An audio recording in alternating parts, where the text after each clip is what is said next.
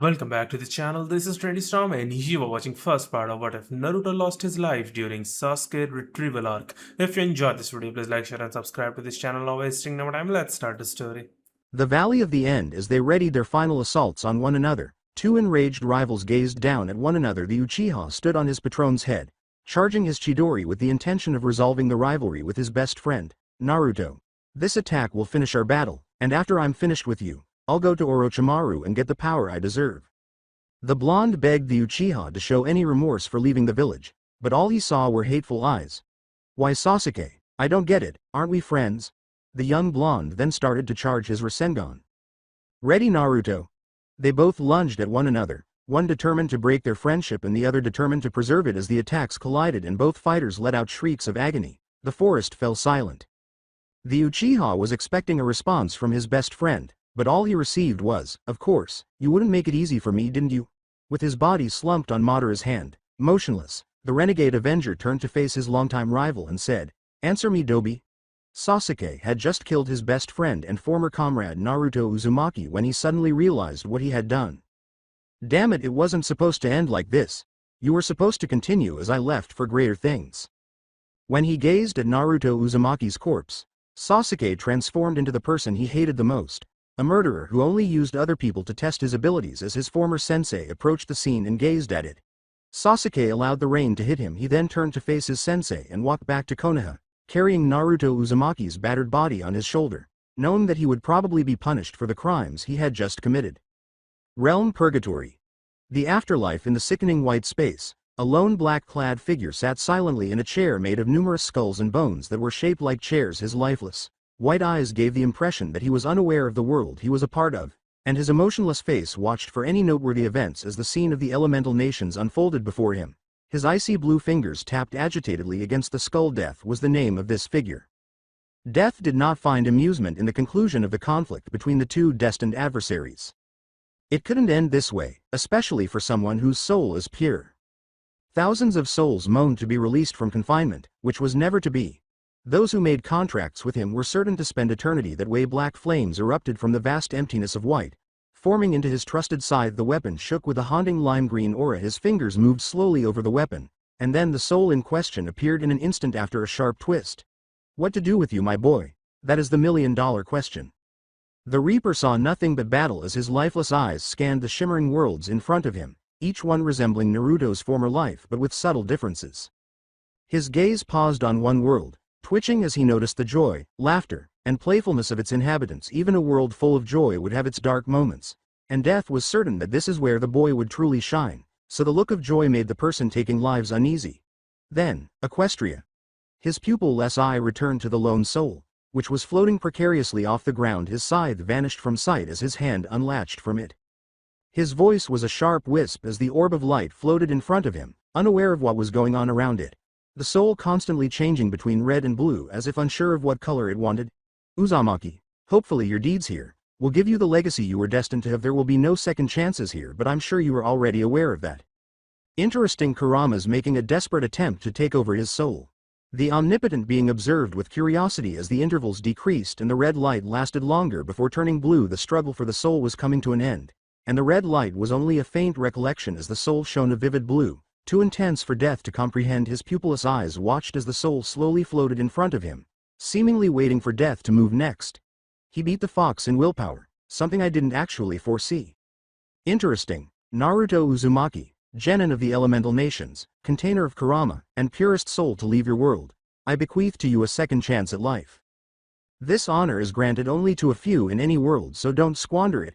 The speech was a little agreement between him and the gods of the other afterlife realms, all of whom knew that no one could change this child's course now that the words had been spoken. Not caring about the trouble the stray blonde would soon cause, Death's hand slowly raised and the soul with his index finger shot forward, sending the blonde's soul towards Equestria. 3 years prior to the return of Princess Celestia's private room at Nightmare Moon Canterlot Castle.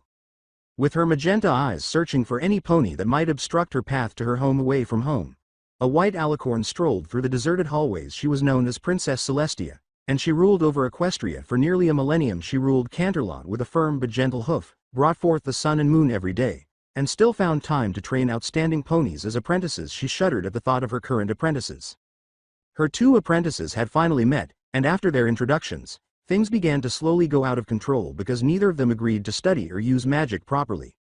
It had been a terrible start to the day, which resulted in the two of them arguing for half of the day while Twilight Sparkle was sobbing and being comforted by her assistant. A lovely way to cap off her day. Lately, Sunset had become far too combative, and Celestia genuinely worried about what would happen to the mayor if her friend or assistant didn't distract her from the subject at hand. Celestia wasn't just worried about Sunset. She was also aware of Twilight's shortcomings, as the Lavender Mare had turned into a social recluse who only interacted with the few ponies that lived close to the castle. With a stranger sitting in her room, the alicorn's horn glowed as the door to her magnificent room opened. I'll have to think of something to deal with those two soon, or I fear I will have another incident on my hooves, but for now I'll enjoy an cup of tea and a slice of cake. Her estranged guest noticed a loud clack from a pair of gold-plated shoes covering her hoofs. A stallion unicorn, which Celestia had never seen before, was her guest. In stark contrast to his tail's sleek ponytail, his mane was a blonde, scruffy, and spiky appearance. His cutie mark was a red spiral, the kind of thing amateur hypnotists used on foals to get small bits of information. The stallion's coat was a rustic orange, and her eyes drifted slowly on his flank when Celestia looked into the stranger's eyes. The alicorn saw nothing but warmth and confusion in the unicorn's eyes, dispelling any caution she had about staring at such a distinctive cutie mark. "Are you all right, little pony?" she asked in a calming tone while stepping back and gently shaking the unicorn's head. "Tell me what's wrong and maybe I can help." While the talking horse was undoubtedly strange, Naruto had seen stranger things. This was merely a minor issue. When the blonde attempted to recall the specifics of his fight with Sasuke, his last recollection was of the 2 blows they exchanged, after which it became hazy. Naruto needed answers, and until he returned to Konoha, this talking horse was likely the only thing he would see. "Where am I?" The ruler smiled, her little joke bouncing off the unicorn's head. "You're in the land of Equestria, but if you want a more detailed version, you're Canterlot, more specifically in Canterlot Castle, and finally in my private chambers. I hope this helps." Still unaware of his predicament, Naruto blinked and asked, "Where in the elemental nations is that?" "I've never heard of the elemental nations, unicorn?" As the regal-looking talking horse seemed to mean what she said about never hearing of the elemental nations, Naruto's voice faltered. "Unicorn, like those horned horses that girls used to play with back in Konoha." The blonde lifted what he believed to be his hand and ran it through his mane while pondering where he might be. His hand was scratching more roughly than usual, but it gradually stopped and moved to the front of his face. In front of the blonde's eyes now lay an orange stump shaped like a hoof. Naruto's body readily agreed with this action, causing high-pitched squeals of terror to erupt from him. The only logical thing that came to mind was to scream in terror. His voice rose even higher, and he realized that his other hand was now a hoof, but he didn't give a damn about the other occupant.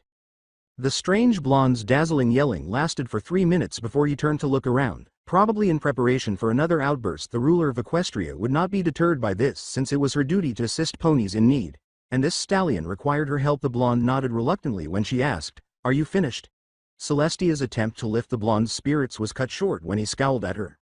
The blonde looked at the now accused mayor and asked, his throat a little raspy, "What did you do to me?" "I have no idea what you're talking about, stallion. I found you here sitting in my room, that I can assure you that no pony can access without my expressed permission." The tone of the horse's voice made Naruto mentally give in. She spoke to him with conviction, unlike many people he had encountered in the past, and without the slightest hint of dishonesty or hesitation. "Do you know of anything that could have done this then?" "Done what exactly?" She had only indicated his location, which was insignificant. The blonde's nose wrinkled as he came to terms with the fact that he was a horse for the time being. "This." Naruto shaking his hooves at her, "My hands are gone and they've been replaced by these hoof things." He was aware that she was familiar with the horse, pony, or other animal that had brought him here. The ruler of Equestria thought to herself, "I don't know what you're referring to, stallion, but I can assure you having these." Celestia waves her right front hoof around wildly. "Is perfectly normal here. As for your hands, I don't know what happened to them." However, she had to convince the obviously delusional stallion before she could raise the sun. "I also can say that there is nothing in this world that is stronger than me in these past 1,000 years. Naruto realized that he was certain that she was telling the truth and that the white horse had no motive to deceive him. This meant that something had happened to him in Konoha, specifically during his fight with Sasuke. What happened? All I remember is both of us charging at each other and that's it." Suddenly, the blonde realized that the battle between the two was coming to an end, with Sasuke's Chidori piercing his chest and ending his brief life. He killed me, Sasuke. I died." Knowing that the unicorn was always a pony, Celestia watched as tears streamed down his cheeks. She tried to calm and soothe the orange stallion by saying, "Calm down, young one. I'm sure everything is going to be fine. My name is Celestia. I am the ruler of Equestria. Can you tell me your name?" After explaining how he entered her room, of course, the gentle ruler hoped to start a conversation and possibly steer this in a proper and respectable direction. After a few seconds, Naruto finally found the right words to say as he jolted out of his daze and locked eyes with Celestia. The blonde shuffled clumsily towards the door, nearly falling to the ground with every step. "Princess Celestia, right. I'm Naruto Uzumaki, and it's not going to get any better with me staying here, so I'll be on my way." Naruto Uzumaki was a rather strange name for a pony, but Celestia wasn't one to pass judgment because she had encountered many strange creatures, including one that was currently terrified in her garden. "I actually have a few questions for you, Naruto. Maybe you could answer them. Like my first one, how did you get in my chambers without anyone noticing, including myself?" she said, pausing her train of thought as Naruto leaned back to her side and stepped forward to exit the room. He stood motionless beside the alicorn, his tone flat and devoid of any hint of dishonesty. "I don't remember, I just woke up here." "My next question then. Where are you from?" "Konoha." His voice remained constant as Celestia, who was now standing in front of him, echoed the sound of a gentle hoofstep. "There's no place called Konoha anywhere in Equestria, or its bordering nations." Despite towering over them, Celestia's face did not acknowledge the blonde's intense gaze. Everything about the unicorn exuded confidence. "I have another question then, maybe one that can help you and I to understand each other a little better. Naruto, can you tell me what you did in this Konohan place?" The blonde hesitated as the ruler gave him a questioning look. Naruto really wanted to go, but the idea of someone listening to his troubles was more appealing than any real desire to mope. "It's called Konoha, and I was a ninja in my village." He didn't find her doubtful expression surprising. "My career started during my third graduation exam." After 4 hours, Naruto paused the once doubtful Princess Celestia, who now appeared to have been utterly captivated by his tale. "And that's how I helped my sensei and my future boss defeat that bastard Orochimaru." She still seemed interested in asking some questions, and since Naruto's mission to retrieve his former comrade was the only thing left to reveal, this was the ideal moment to do so. "Any questions right now, or do I continue?" Celestia was astounded by the story she had heard thus far. It resembled the chaotic life of a stallion that seemed to draw him in. She thought the blonde had spent years honing her storytelling skills. That's what she initially thought, but it was his fight with Haku that convinced her that this stallion had survived these hardships. The blonde began to pace his story just by mentioning the name of one boy. The fact that this never occurred anywhere was the only discrepancy she discovered. "Your life, it's been an uphill battle, and for that I commend you. But Naruto, these things have never happened in this world. I truly do believe you, and I want to ask, what was the last thing you remember so I can finally come to my own conclusion?" His eyes are now downward, finding the floor more favorable than staring at such a happy mare. His voice is sobering as he says, "My teammate Sasuke and I fought against each other, and well, the battle was tough and we put everything into our last attack and I lost." Knowing exactly what would happen if he lost, Celestia's heart ached for the blonde. With the last puzzle piece in front of her, she knew the solution to save his life. Someone from that world sent the blonde to Equestria using ninja techniques or magical abilities. "He's stuck here on a gambit from a friend to spare his life because I can't even begin to imagine the loneliness he feels right now, and I don't think I can send him back home either." Since he was not originally from this plane of existence, the elderly alicorn was unable to send him out into the world. She feared that he would become aloof and merely a vagrant if he did survive. "Naruto, you said you have no idea to get home, correct?" Naruto admitted that he was currently stuck here, but he hadn't given up on the idea of going home. "Yeah, if you want to be blunt about it, I'm stuck here." Celestia grinned to herself and said, "I was wondering if you would stay here in Canterlot for the time being, as my apprentice." Naruto's expression fluctuated between confusion, excitement, and skepticism. "Why would you do that? I'm not even from this world."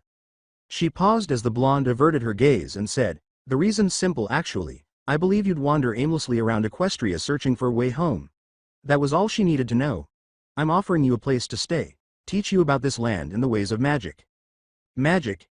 "Yes, magic. Similar to those techniques you used in your world. Every pony here has magic residing in them, and you are no exception, Naruto." "What about going home? Can you help me there?" The alicorn smiled maternally at the blonde stallion and held out her hoof in the hopes that he would accept it. "I'll do my best, Naruto. If I know of a way to send you back home, I'll tell you about it right away." With his hoof gripping Celestia's slowly shaking foot, Naruto stood unsteadily. "Thanks, then I'll do my best, princess." "I'm sure you will." Now let's get you used to walking, and then I'd like to see if your techniques you used in your world can be used here. Celestia braced herself for a long and restless night, but the idea of teaching this pony to coexist with her people despite coming from a different world had her motivation at an all-time high, and maybe with his additional company, he would be the one to inspire some change in her apprentices. I hope. I worked hard to learn each technique. I'm curious as well, but first we need you to walk before we try anything related to magic. Now let's begin. You've some ponies to meet tomorrow. In Naruto's mind, the night had flown by, but he was positive that, based on everything he had done the night before, Celestia believed he was at least apprentice material. Walking was painful, but after falling on his face a few thousand times, he grew accustomed to it, and it wasn't an overstatement. Although his recently improved techniques were sufficient to dissuade any doubters, figuring out magic was not nearly as difficult as walking. The idea and flow of magic were exactly the same as the chakra system from which he originated, but applied to a horse.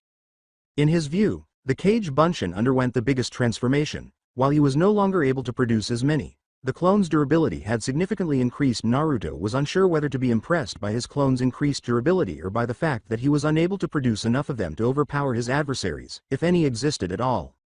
Even without Celestia's anxious looks at the sphere, Naruto knew it felt different to hold the Rasengan at the end of his horn, but he was at a loss for words. The attack seemed more chaotic, as if even the smallest contact with something would trigger an action that would be disastrous for both him and the recipient. I'll need to use that somewhere outside the castle. Her Highness didn't want a tower-sized toad in her room, so his summoning jutsu was still in the air. However, he thought it would work if his other methods worked here. If it worked as he had envisioned, he could probably have one of the toads call him back, and everything would be fine. He craned his neck, lost in contemplation of the modifications to his methods, forgetting Celestia's instructions. "Where am I again?" he asked, although it was still strange. Being a horse didn't bother him as much as it had the night before. I wonder if that was also a factor. For a moment, he thought about the fox that had slept with him in the elemental nations. If the situation arose, he would have to deal with it. Knowing that one of these corridors would take him to the castle's main chamber, he halted his trot at a four-way intersection. He looked down the intersection of hallways and said, "Man, I'm lost. I hope she doesn't think I ditched her." The idea of going down each one bothered him, especially since he was certain he was already running late. His head tilting as a symphony of music hypnotically dragged him down the left corridor. He said, "Eeny meeny, miny mo," caught a shinobi by the throat. "Wait, what's that?" The more he walked, the more inclined the blonde was to discover who was playing the music rather than run into the princess again. As the melody slowed down, Naruto's hooves came to a halt in front of a wooden door, his ears straining to keep up.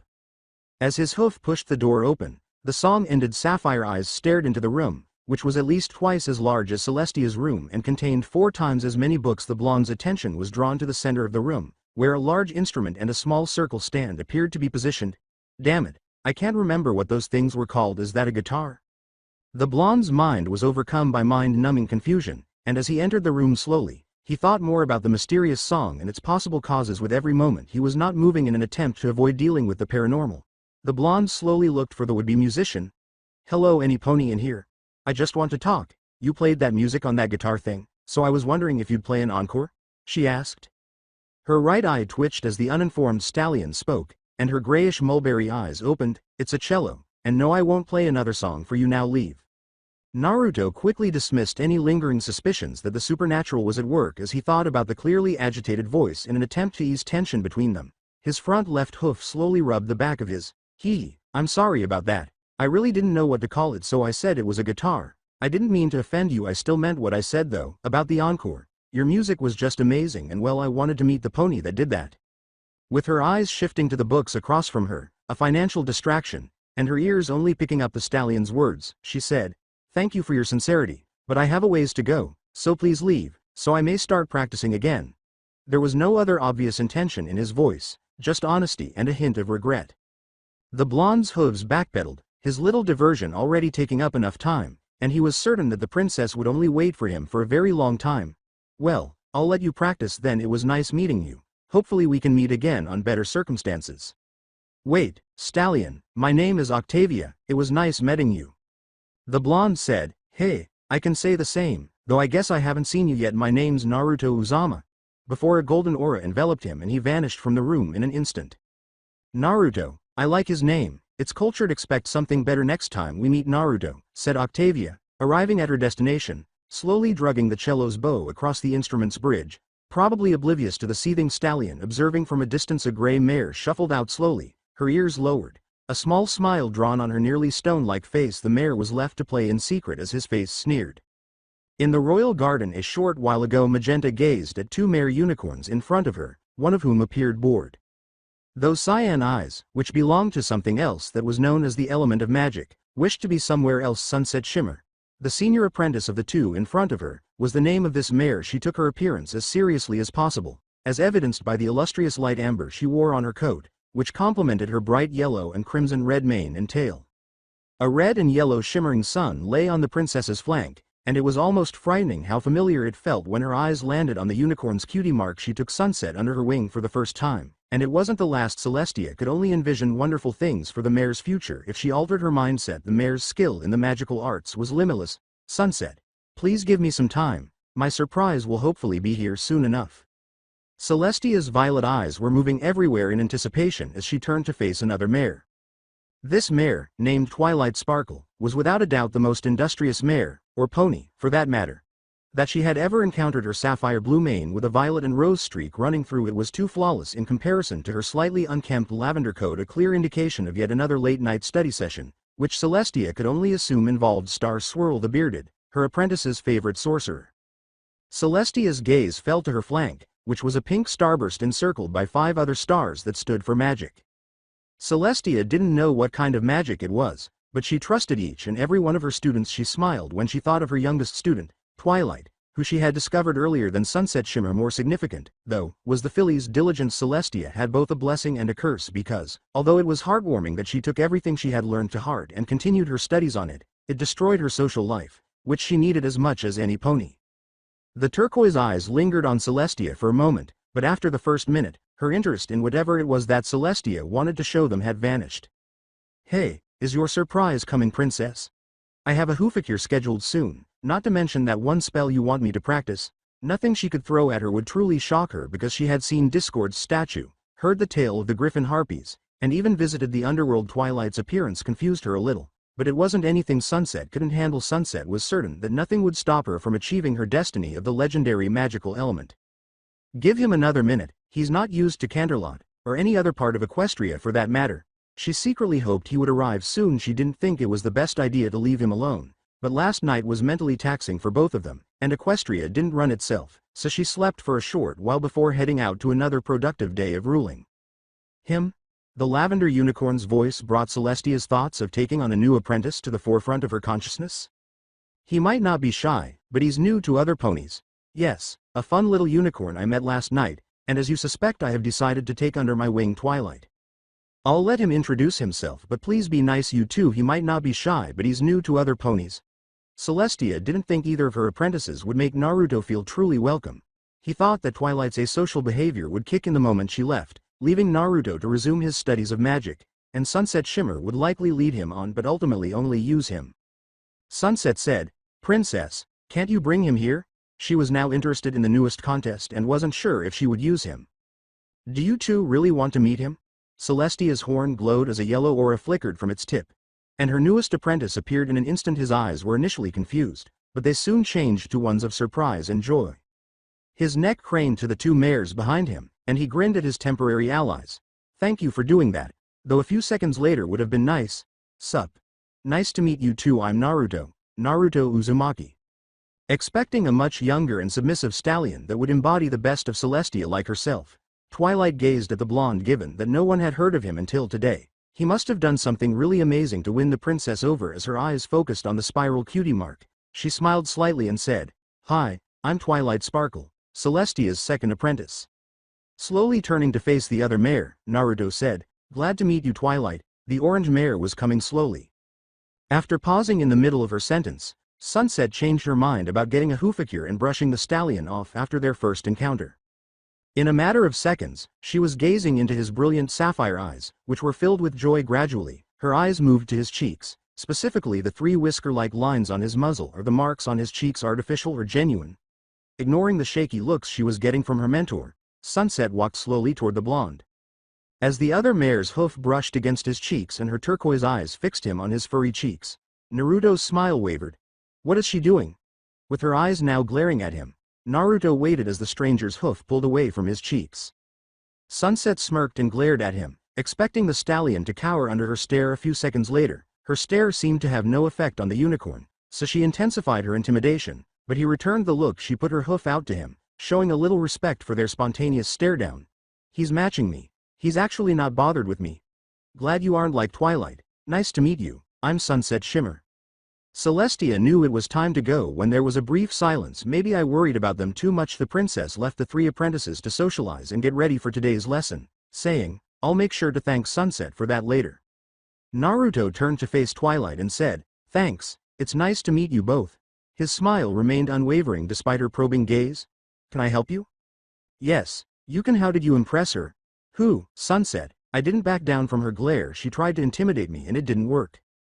Even though Sunset had only known the mayor for 2 days, it was unfair that she respected this stallion more than she did. Her anger at having to explain what should have been a straightforward question to him increased when she said, No, I'm talking about the princess. What did you do to impress the princess? The blonde couldn't help but nod at the acceptable response, which was better than the alternative because it was difficult enough to explain that to Celestia. I kind of broke into her room on accident. Twilight growled and her hoofs trembled in anger, believing that some pony had convinced her mentor, the kind Princess Celestia herself, that he was valuable by entering her room. You broke into her room on accident. That's not apprenticeship worthy at all. She wanted answers, and she was prepared to use magic if needed. I hatched a dragon egg with magic. And Sunset stopped the sun and all you did was open a door on accident. How is that fair? She asked. Sunset couldn't help but smile at the blonde unicorn. Yesterday, she made Twilight cry and ended the day with that message, but this was much more than she had anticipated.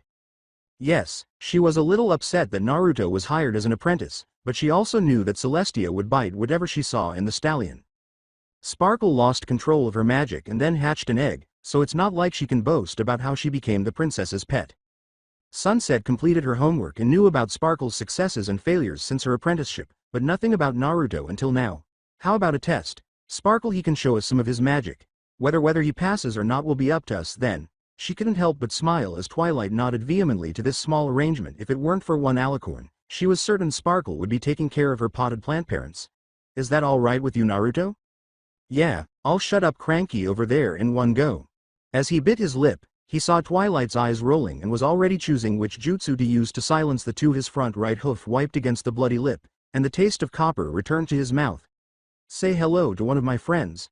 He slammed both hooves together, causing his horn to light up. A few seconds later, the garden was engulfed in a thick cloud of smoke. As the three apprentices waited for the smoke to clear, all that was left was silence. A shadowy figure lay in wait, and each mare was intrigued by the shadow's unusual shape and wondered what kind of creature it might be. When the smoke finally cleared, all of the ponies in the area looked in shock as they stared at the enormous, 7-foot-tall, ravenous dragon in front of them. Naruto's eyes lingered on what he seemed to have summoned. He couldn't figure out why he had summoned a dragon rather than a toad, but it was cooler and made him feel amazed. Did it change like the other one? I wonder if that's the dragon's boss, since I know I used enough chakra to call Chief Toad to silence her. She was astounded by what she was witnessing. No pony, not even Star Swirl the Bearded, could conjure a dragon out of thin air without hesitation. And he was Star Swirl the Bearded. She didn't want to think it was possible for the first few seconds, but the smell made it clear that it was real and needed a lot of scented baths. Then, with another plume of smoke, it vanished as if it had never been there in the first place, ignoring the foul smell and the four-claw prints in the ground. Am I going to be replaced? Did Celestia know that he was that skilled with magic? And no, I won't allow that to occur because his ability to do so does not imply that he is superior to me. With the knowledge that she would need to study for an additional 10 hours in order to defeat her latest rival in magic, Twilight's thoughts gradually turned back to her studies. I'll beat him, not at his own game, but I'll prove I'm the better student. Sunset's response was similar to Twilight's in that the first shock of seeing a dragon tower over was anything but consoling. But the possibility of winning Naruto over was even more alluring. Despite the fear of being eaten alive with that straightforward plan, Sunset could only think of one thing to say. Things in Canterlot finally got interesting, again. 3 years later, Naruto's private room in Canterlot's castle. The sun's rays glinted on his forehead, causing sapphire eyes to open. His horn glowed a faint shade of navy blue, and he pulled on the shutters. For a brief moment of relief, the orange stallion let out a sigh, knowing that no matter what he did, he would not be able to sleep again and that a pony or other animal would soon drag him away. He was to be dragged to the location of today's celebration to observe the activities because Celestia needed him. He looked around his room as his hooves slowly touched the warm marble floor. It was extremely simple, with a cloud bed, his pride and joy, chairs in the room's corner, and an ever-free oak dresser under the window. It contained just one shirt, but it wasn't really necessary. The top was covered in picture frames, the most popular of which was Sunset Shimmer, showing him with a stallion or mare in a small frame. The two were dwarfed by 4 larger frames, one of which showed cellist Octavia Melody just before a massive recital. The best picture was a relic from the Konoha Team 7 photo. The 2 frames that crowded the cellist's picture were of Sunset Shimmer and his cherished mentor Celestia, both of whom he now considers irreplaceable. Celestia stood over all 3 of her trainees, with Sunset and Twilight practically hanging off the asocial mare, while Twilight, in the center, frowned. Naruto's hooves hardly made it to the door before it opened on its own, revealing a white-coated mare with worried periwinkle eyes in front of him. "Can I help you?" the 2 ponies asked as they stood across from one another. A split second later, the mare lunged at him, her hooves outstretched, encircling him and pulling both of them to the ground. "I guess I can." Knowing how to handle the estranged unicorn from a resourceful mare, she locks her eyes on the sapphire orbs and says, "Yes, I need your specific help, Naruto. The situation is dire, desperate even." Trying desperately to get out of the mare's stare, the blonde asked, "What kind of help exactly?" He didn't expect anything serious from the pampered mare, but he couldn't resist the large, doe-like eyes. "See, I am Moondancer, and my birthday is today, so I'm having this party, and she said you know ponies, or more specifically cool ponies," and mumbles something unintelligible. "So here I am hoping you can help me out." He looked at the mare and said, "It sounds easy enough. Maybe invite a few off-duty guards, drag the rookies from the barracks if necessary, and leave it at that." He said, "Shouldn't be a problem. Just tell me the time and I'll be sure to let them know." As he did so, a guard in the hallway snickered, clearly finding his current predicament amusing. Can you get off me? I need to take care of some things." Moondancer gradually pulled away from the blonde, her muzzle now red from their intimacy. "Yes, I can do that. And thank you again, Naruto. This means a lot to me. I can't wait to see you and your friends there." The unicorn hoped that her party would be remembered in Canterlot as the mare's hooves abruptly did a 180 and slowly retreated from him. With his gaze fixed on the white unicorn guard, who was giggling, something the blonde knew was unusual for any guard, Naruto remained silent as the mare departed. The blonde was annoyed by the rule that no guard pony could display emotion while working, but he was relieved that it did not apply to him. "I thought she stopped stealing guard helmets, so it must be her." Naruto said, "Sunset, I can't believe you did that. You could have helped her out, you know." The guard's smile gradually vanished as its turquoise-hued horn lifted the helmet. As soon as the helmet hit the floor, the guard's genderless body transformed into an amber mare, her eyes devoid of happiness. Sunset said in a whiny child's voice, "I hate when you do that, it's so unfair." He approached the blonde and put his hooves around her neck, giving her a reassuring hug. The warmth of his body made her smile. As his hooves slowly unwrapped the mare's body, he smiled at his best friend and whispered into her ear, "You didn't answer my question." "She came to me, asking about you." As they strolled down the deserted hallway, her smile remained unwavering. "You probably know by the way she looked at you, but she's crushing on you." He sounded flatly irritated by her attempt to find him a girl. "No, a mare friend," saying, "I didn't notice, but it really doesn't matter. You know I'm not interested in any mare. I'm not really looking for a relationship, so please stop." Sunset. She ignored the blonde's grunt, saying, "Oh, come on, it's not that bad, and besides, it's not like you can back out of her party now." She had done far worse before meeting the blonde, so it wasn't too dishonest for her. His hoof pushed open a door as several ponies scurried about getting ready for breakfast. "I'm not interested, sheesh. I thought it was clear when I rejected every invite to the gala each year." As they passed the controlled chaos, seemingly unperceived, Sunset imitated the blonde's actions by stealing a muffin instead of the apple that his horn magically plucked from a passing earth pony's basket. She paused in mid-bite as her gaze shifted to the blonde and she asked, "Speaking of rejecting ponies, guess who's here?" There are a range of emotions in his eyes, none of which are particularly pleasant, but there is nothing to worry about. "I'm guessing he's here to complain about you, again." He disregarded the bored expression on her face as they said their goodbyes, saying, "Let him, I've done nothing wrong and he's an ass." End of discussion. "Anyways, it was fun chatting with you, Sunset, but I need to head to the barracks. Before I leave." She was clearly on her way to the throne room, and the only thing preventing him from seeing his amazing teacher was a stallion named Prince Blueblood. The more he thought about that specific stallion, the more he wanted to punch things. The guards were going to have a terrible day today. After a few minutes, the throne room Celestia saw the day before the summer sun celebration as a free day, since many ponies would celebrate this significant occasion by bugging her about the tiniest things. The fated day was tomorrow. Magenta's eyes furrowed as she said, and that's why he should be barred from Canterlot Castle. Such a ruffian shouldn't be anywhere near as lavish as this. Her distant cousin frequently complained about the actions of her students, particularly Naruto Uzumaki, since they hardly ever interacted and only did so briefly. Aside from Naruto's first gala, she honestly didn't understand the stallion's distaste for her male student. However, that was an isolated incident and still nothing to worry about. The kind Alicorn still hoped that Naruto and Blue Blood would work things out amicably, but that meant that they would speak to one another without showing any signs of animosity. To be honest, she couldn't let them fight a battle of strength. Would only allow Naruto to reschedule Blue Blood's dental appointments because his mastery of the spells he knew and used on a daily basis was superior to Blue Blood's own magical skills. Does he realize that I won't do anything? His words were poisonous because both ponies knew who he was referring to. Aunt, will you please remove him from your presence before his filth rubs off on you like it did to your other prized pupil? Using Naruto as a reference, the ruler's lips pursed in response to Blue Blood's jab at Sunset. She wouldn't say anything because it wasn't her place and she didn't need to defend her student now that she was here, even though it was low for him. I heard you say something about me, so, speak up. Celestia grinned as she saw her student standing in front of them. Both her self-esteem had improved, and she would always be appreciative of Naruto's positive impact on her student. With assurance in every stride and the slightest sway in her hips, the mare approached the two royalty. She paused in front of the two, her mane, coat, and tail all perfectly trimmed and cared for. If not, please leave. I want to discuss something with the princess. Her voice was full of confidence, and the stallion's mouth opened and closed in an attempt to form some sort of coherent words. Her cheeky grin and his attempts only made him unable to speak, so they left the two mares alone. Celestia said in a harsh voice, "Sunset, that was very rude of you. Something unbecoming of your stature." Her eyes were hidden from other ponies, but Sunset's sincere gratitude was well received. What most ponies would consider a well-considered response to Celestia was actually a well-choreographed response that Sunset or Naruto had thought of to apologize their behaviors to other ponies. "My apologies, it's just that I do not take kindly to people insulting Naruto, unless it's me, but that's because we know each other so well," only to be applied in circumstances like this where a modicum of sincerity was needed. As her student stood beside her, she said, "Thank you, Sunset. Now what did you need my assistance for?" In a softer, friendlier tone the two answered the straightforward question during their free time, but never during official business.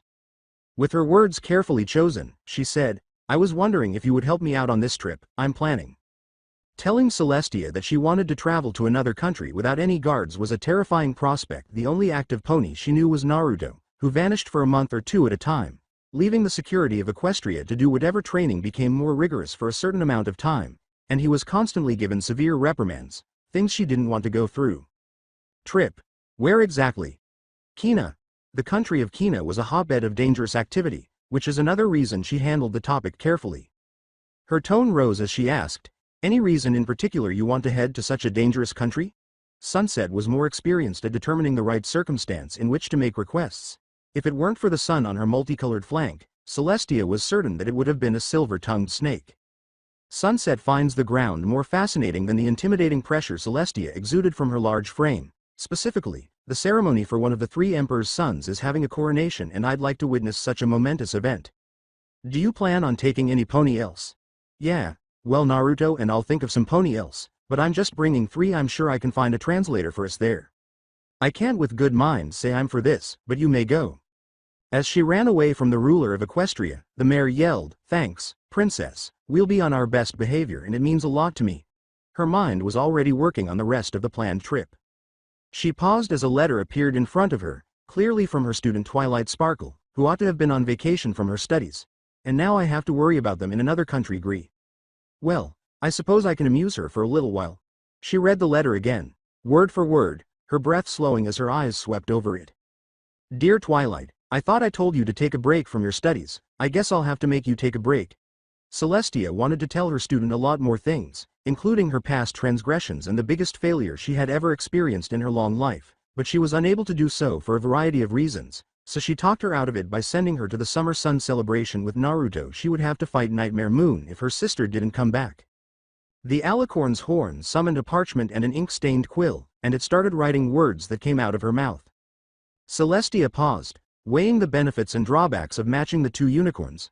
My dear Twilight, there is more to a young pony's life than studying, so I'm sending you to assist Naruto in his supervision over the preparations for the Summer Sun celebration in this year's location, Ponyville, and I have an even more essential task for you to complete.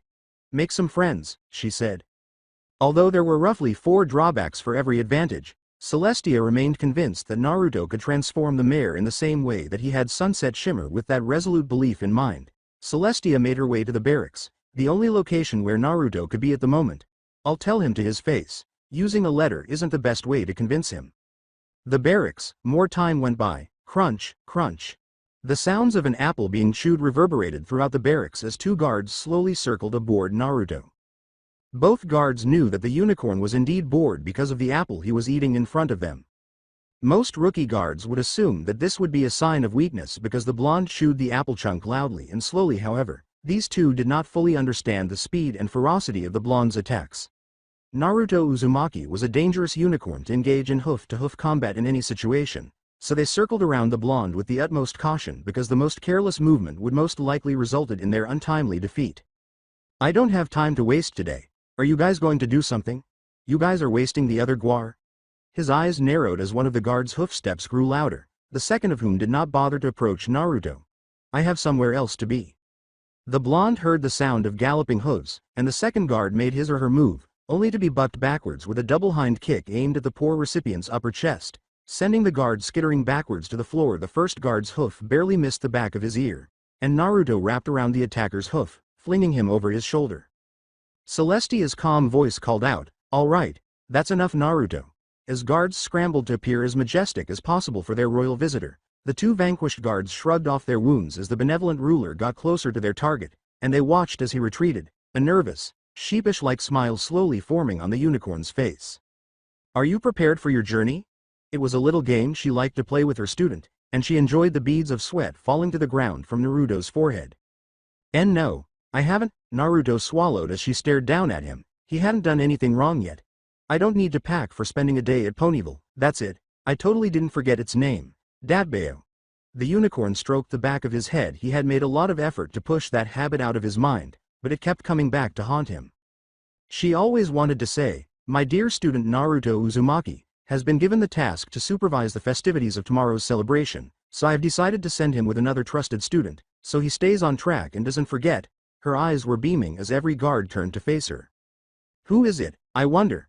The blonde watched, thinking that either Sunset or Octavia would make the trip twice as enjoyable. I'm asking this as a favor, Naruto. Please do this for me. Naruto's expression shifted from barely contained joy to outright shock at dealing with her other beloved student, Twilight Sparkle, and her assistant Spike. Fine, babysitting a dragon is the least of my worries, and I'll make sure this party will go off without a hitch. I can promise you that, Princess. Naruto's trademark grin was plastered across his face as he noticed the bright smile that adorned Celestia's face, something the blonde knew he'd try to make as much as possible. Her voice was barely above a whisper, and only he was trained well enough to hear the princess's nearly silent plea.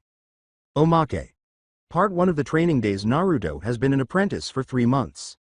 Okay, Naruto, I'm in charge of your training and I believe it's time you learn how to use magic to defend your body, okay?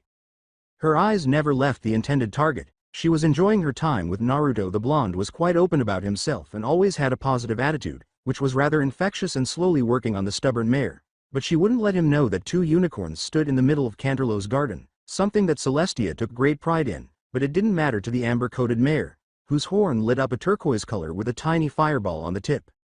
Sunset, are you certain this is safe? He didn't mind assisting Sunset with her magic. This just seemed a bit excessive, but Naruto's voice broke out in worry. Her eyes narrowed as the fireball began to blacken the tip of her horn, and she said, look, it's simple. Celestia taught you the shield spell, so we're going to test it along with my fire spell. Naruto looked at the mare, nodding her head as the blue hue surrounded his chest, and said, Aye, you sure it's not going to hurt? Fine, let's do this. Naruto's body trembled as he rolled on the ground, and the blonde tried to push down the pain, which wasn't as bad as having a Chidori shoved through his chest, but it was better than some of the other attacks. Why does this hurt so much? How are you, Naruto? Please, be okay. It was an accident, brat, Sunset said, releasing a held breath as Naruto got up. The blonde's eyes twitched, and she expected him to storm off. yell at her, or even report her to Celestia. What he said next would shock Sunset but ultimately transform her for the better. Sunset didn't intend for it to be that powerful. It just grew steadily stronger and she couldn't resend it back into her in fear of burning her horn off. His eyes focused as his chest started to glow. Ready to resume the training. Yeah, I'm fine. Alright, let's do this again. My spell must have been too weak. A little while later, a golden carriage carrying 2 unicorns and a baby dragon, a baby by dragon standards, flew outside the city limits of Ponyville. The oldest of 3, a lavender mare, was absorbed in her most recent study book, finding it more entertaining than her supervisor, and Spike was silent, so she wasn't inclined to strike up a conversation with him. Her eyes scanned the legendary Star Swirl prophecy, saying, I'm not wrong, and when she shows up the elements will save Equestria. Words cannot express how much Twilight loved Spike. The only thing she could think of was that he was a true friend. Her violet eyes traveled down to her assistant, a purple-scaled dragon who had been by her side for 10 years. Pistachio eyes stared back briefly with concern, his forked tongue poking through his fanged mouth, startling to some ponies but cool in Twilight's honest opinion.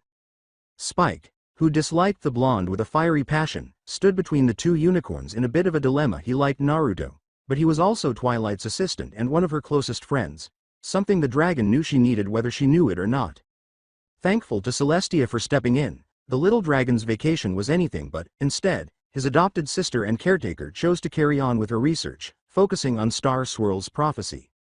That was a minor worry, though, because he wanted his 2 friends to get along. He was aware of how this little conflict, I believe Celestia called it, began. Their second encounter was a magical study session that concluded with Celestia praising Naruto, even going so far as to give the alicorn a hug while grinning a little.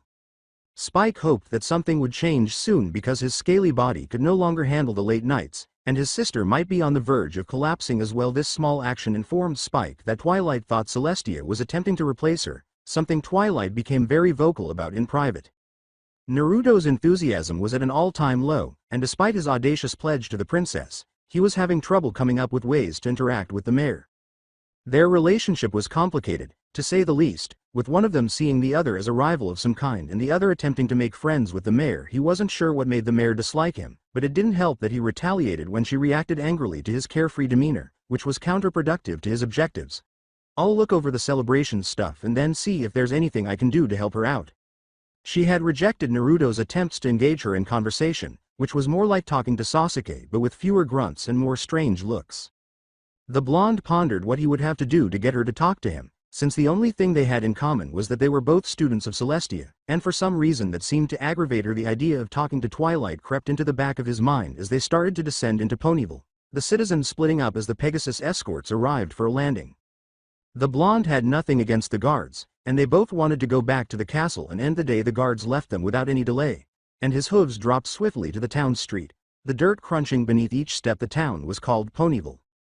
The ponies were going about their daily lives as Twilight looked around the small town, and it was a little unsettling that they didn't seem to care, especially with her scaly companion. Do you copy from Equestria to Twilight? Naruto smiled at the frown that was forming on the bookworm's face, which did little to frighten him. Thank the sun. I didn't want to drag you across town until you stopped staring off into the unknown, he said to the lavender unicorn, bringing her back to reality as her violet eyes met his. She looked at her assistant and said, so what did want, because I'm sure it had to be important. Spike looked from the 2 of them. Well, the first thing we do is head to Sweet Apple Acres and check on how things are going for the summer sun celebration. She honestly expected her fellow student to slack off as usual, so she was taken aback by the unicorn's insight. And after that, I think I'll remember after I get some food in me.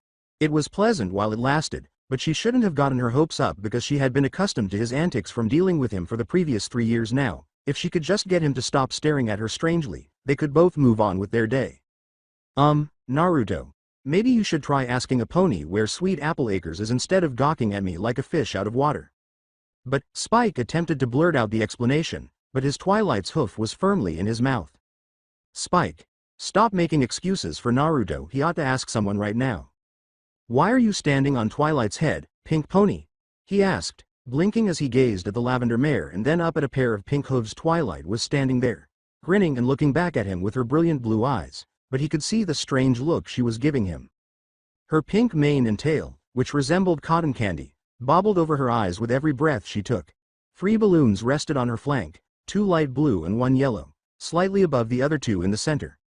Not much to go for the orange unicorn, but cutie marks rarely were. Strands of hair scattered as she tilted her head and opened her mouth to speak. Her smile remained unwavering as his fellow student looked up. "How were you able to get me?" Twilight yelled as the pink pony leapt off her head and zipped through, leaving the three of them perplexed as to what her actions meant. Instead of wasting the day thinking about it for too long, they all came up with their own theories. Putting the strangeness aside, "Naruto, could you please ask a pony where Sweet Apple Acres is?" Spike and Naruto both knew that it was extremely unusual for Twilight to even say, "Please," but she hoped this was a clear indication to move things along quickly. Her gaze shifted from Naruto to Spike in the hopes that he would be better able to understand her urgency than she was, but instead she saw her scaly friend strolling beside Naruto. "Wait, where are you going?" Hopefully, he wasn't winging it, as he liked to say. "Sweet Apple Acres is about a mile or 3 this way." Naruto smiled as she turned to face him, clearly now wondering how he found out. "How are you aware of that?" Her eyes searched for a clue that would tell her how far away he was. He grinned under her critical gaze, clearly unfazed, and said, "While you were reading, I took in the scenery and well, I'm not big on measurements, but I'm pretty sure it's 3 miles this way." She remained silent as the blonde turned, saying, "Lead you way." Spike's thoughts fell in tandem with Naruto's. This place looked fantastic, and the dragon was certain that their food would be even better. Twilight's train of thought went to the sheer size of the farm. The minimum number of ponies to be able to run the farm properly had to have been at least 10. 2 sets of hooves stopped on the worn dirt path, silently taking in the fields of apple trees. Naruto couldn't stop smiling as he imagined the dishes the farm's residents could make with so many apple trees. "Now that we're here, what would you suggest we do?" As she gazed at the distant red barn, Twilight spoke softly. Thwack, his stomach rumbled a little, agreeing with him on the subject of food. "Well, first we find Applejack, and then hope she gives us something to eat." "Thwack, what will we do if we meet Applejack after Har? While you attempt to determine our next course of action, we stare at you for an hour." Spike leaned forward on her head, clearly curious about what the unicorn would say, and she looked at the blonde, who had his mouth shut in contemplation. Thwack, what we walked for about 30 minutes, of course I'm going to remember something." He grinned as he said, "Fluttershy, Rainbow Dash and Rarity." The look of shock on the two's faces made the build-up worthwhile. "Thwack, you recalled their names. Do you know who they were meant to meet next?" She turned to face him, wondering who he would pick. Thwack, her gaze shifted to Naruto's, his cerulean eyes gleaming with mischief as he stared past at something that, hopefully, wouldn't land her in too much trouble. "Will the pony who's doing that stop already? It's bad enough I want to hear him talk." A voice called out to all three of them, "I'm mighty sorry about that, but I'm a wee bit behind on harvestin', so I'd be mighty grateful if you'd come back tomorrow." Thwack. Naruto saw dozens of apples fall into a strategically positioned wicker basket, and the voice's hind hooves landed 3 red apples on her flank, undoubtedly her cutie mark. Twilight gazed at the mare in question, who exuded a sense of countryness. A Stetson hat was the first thing she noticed about the country mare, followed by her bright green eyes, white freckles under her eyes, and a blonde mane covered by the Stetson in a ponytail. All of this gave Twilight the impression that the mare was destined to be on this farm. "You mean Applejack?" Twilight nodded as Naruto's voice spoke, finding the name strangely fitting for the country mare. "Yep, and it's nice you know me and all, as I reckon I don't know you, but if you could be a getting, me and my kin can finish the preparations for. In reality, we're here for the summer sun celebration." He grinned, ignoring Twilight's scowl, and Applejack nodded in agreement with the stallion's response. "Princess Celestia sent Twilight and her assistant Spike here to take one last look at everything before she arrives, while I supervise." 2 of the 3 nodded in agreement, and the country mare said, "I getcha, so I'm guessing y'all want to taste what we got, just to make sure it's up to the princess's standards." Of course the lummox said yes. You offered him free food, it'd be like giving Sunset a chance to boast, so she'd take the offer in a heartbeat. Twilight's gaze landed on Spike the dragon's excited eyes, which she hadn't seen in a long time, and even though the world was on the line, she found it difficult to dispel the dragon's optimism. "We'll have a plate." Twilight's attention wandered, and she was now sitting at a picnic table. Applejack's voice barely made it over the triangle she rang, "Soup's on, every pony." In a matter of seconds, a horde of ponies rushed toward them, trays on top of each other's heads. "Allow me to present my family to you. This is an apple fritter. Cobbler for apples, apple bumpkin, red gala, caramel apple, apple strudel, apple tart, baked apples, apple brioche, apple cinnamon crisp, red delicious, golden delicious, Granny Smith, apple bloom, and Big Macintosh." A little anticlimactic to Twilight's taste, but it was preferable to staring at Naruto gorging on the plates they'd laid down to her right. Up and at him, Granny Smith, we got guests. The granny's eyes opened, and she whispered something before falling back asleep. Miss, are you not going to eat anything? Twilight thought she was called Apple Bloom, and as she gazed at her with large, doe-like eyes, her voice trailed off shortly after. The rest of the Apple family looked at her. Although the pie was delicious, Twilight quickly accepted defeat and bit into it with the bitterness that comes from losing to a filly who isn't even half her age. While chewing his sixth apple fritter, Naruto looked at Twilight, who was regretfully biting into the pie. After a few bites, she relaxed somewhat, though it's possible that the filly's manipulation of her emotions and her family's cooperation was a little dishonest. He questioned why Twilight had been added at the last minute to the task, but Naruto surmised that either Celestia genuinely believed she needed to make some friends, or she was doing something that wasn't supposed to be done for whatever reason. Naruto was confident that the princess would inform him in due course because the system had proven effective thus far. With that small thought, Naruto grinned and dug into another plate, discovering the cobbler to be as good as almost everything he had ever tasted. He wished that someone from the Apple family lived in Canterlot so he could share the delight of their food with others. Naruto laughed at Twilight, who was clutching at her stomach as though it were about to burst, and he hardly managed to get out before asking, "How was the pie?" Twilight muttered to herself, "Too much, not another bite." Spike and Naruto glowed at the mare's unfortunate circumstances, with Spike finding it amusing and Naruto somewhat less so. Twilight began groaning as soon as they were out of earshot of the apples, which was probably going to irritate her to some degree. Oh come on, it wasn't that much. Spike here had a little over 7 apple fritters, 2 dumplings, and a pie, and you don't hear him complaining. Naruto avoided glancing at Spike because he knew that, for whatever reason, the dragon would laugh at him. Twilight glared at the blonde as they continued down the path, saying, "You're one to talk. You're the reason we ate so much. You just kept talking and eating with them like it was a Saturday picnic." A moment later, the mare felt a wave of relief as her hoof shot quickly to her muzzle and she belched into it. Even though she was grateful that Naruto had left, she was certain that it had more to do with finishing everything than with ignoring the abundance of apple-related food on the table.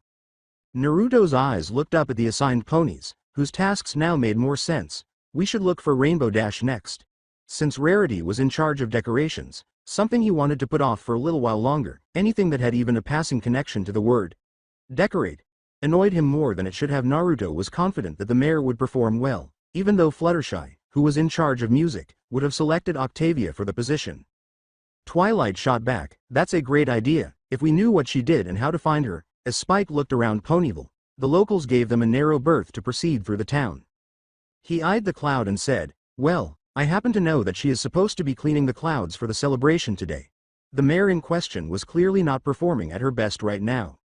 "Well, she isn't doing." Incoming. A cyan blur charged at them, and Twilight felt the brunt of the force as her body crashed into a puddle of mud, some of which was now covering the blonde's coat and mane. Naruto barely avoided the pony. With her hoof extended toward Spike, a tomboyish voice called out, "Sheesh, you'd think you'd duck when you hear someone yell incoming. Talk about bad manners and lack of awareness, am I right, little guy?" The young dragon slowly acknowledged the tomboy. Magenda's eyes gradually filled with mischief as the two gathered together. "See, even the little guy agrees, but you know what, I'm feeling really generous right now, so why don't the two you get close and I'll clean you off?" "Okay now wah," Twilight said, closing her mouth as a torrential downpour cleaned them of mud but left them drenched. Twilight declared that today was the worst day of her life. "Oops hee, let me dry you two off then, give you both the rainbow dry." The Pegasus grinned as she whirled around the two, speeding up as what appeared to be a tornado of wind blew into them, drying them out but destroying their coats, manes, and tails. The rainbow-maned Pegasus said in between giggles, "See, and now my job is bawahahaha. Oh Celestia, you should see yourselves right now." Twilight and Naruto exchanged a brief smile before turning back to the Pegasus. Naruto's typical blonde, spiky mane was now pampered and treated in a way that was even more uncommon to see in Canterlot, while Twilight's hair had turned into a frizzy afro of purple and occasionally pink. Naruto shook his head and said, "You're Rainbow Dash, aren't you?" His blonde hair went back to being spiky and wild. Naruto fought the urge to point out that all she did was crash, but that wouldn't get her to cooperate and clear the sky. "I'm glad you noticed my awesomeness this early. So what gave it away, my sleek skills, my aerodynamic body, or was it the awe-inspiring entrance?" he asked. Twilight looked at Rainbow Dash and said, her annoyance barely contained, "It was the hair." "Something wrong, Frizzy?" Rainbow asked as she soared higher into the sky to avoid the unicorn's potential fury. Naruto yelled, "You're supposed to clear the sky for today, so can you get to it?" As Rainbow stopped in midair, he wouldn't be shocked if she forgot, but he did the same at first, forgetting her and everyone else on the list. Yeah, that'll be a snap. I'll do it in a jiffy just as soon as I'm done practicing. Rainbow lowered herself back to the ground, knowing that the threat had passed, and waved the three of them off with her hooves. Practicing for what? Spike exclaimed, posing the query that was on both Twilight's and Naruto's minds. Rainbow Dash's chest swelled with pride as she exclaimed, "The Wonderbolts, they're gonna perform at the celebration tomorrow, and I'm gonna show 'em my stuff." The words themselves made the mayor smile. "The Wonderbolts?"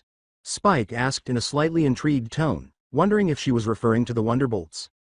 Naruto's gaze flitted between the three as he considered what Spitfire might say or do to the unfortunate mare if she attempted to disrupt the planned performance. The blonde had first-hand knowledge of the mare's frightening appearance when she interrupted her while on duty. "Yep." Rainbow's tone rises and her chest swells even more. Twilight asked incredulously, "The most talented flyers in all of Equestria?" Rainbow exclaimed, "That's them," with a hint of finality, indicating that she was referring to those Wonderbolts. Twilight looked up at the sky and said, "PFF'd. Please, they'd never accept a Pegasus who can't even keep the sky clear for one measly day." Two more clouds drifted towards a cluster, proving her point. Naruto watched the Pegasus boldly declare, "Hey, I could clear this sky in 10 seconds flat." "Prove it." As Naruto's gaze met Rainbow Dash's, a smile gradually appeared on his face as he uttered the words, pleading to be proven incorrect.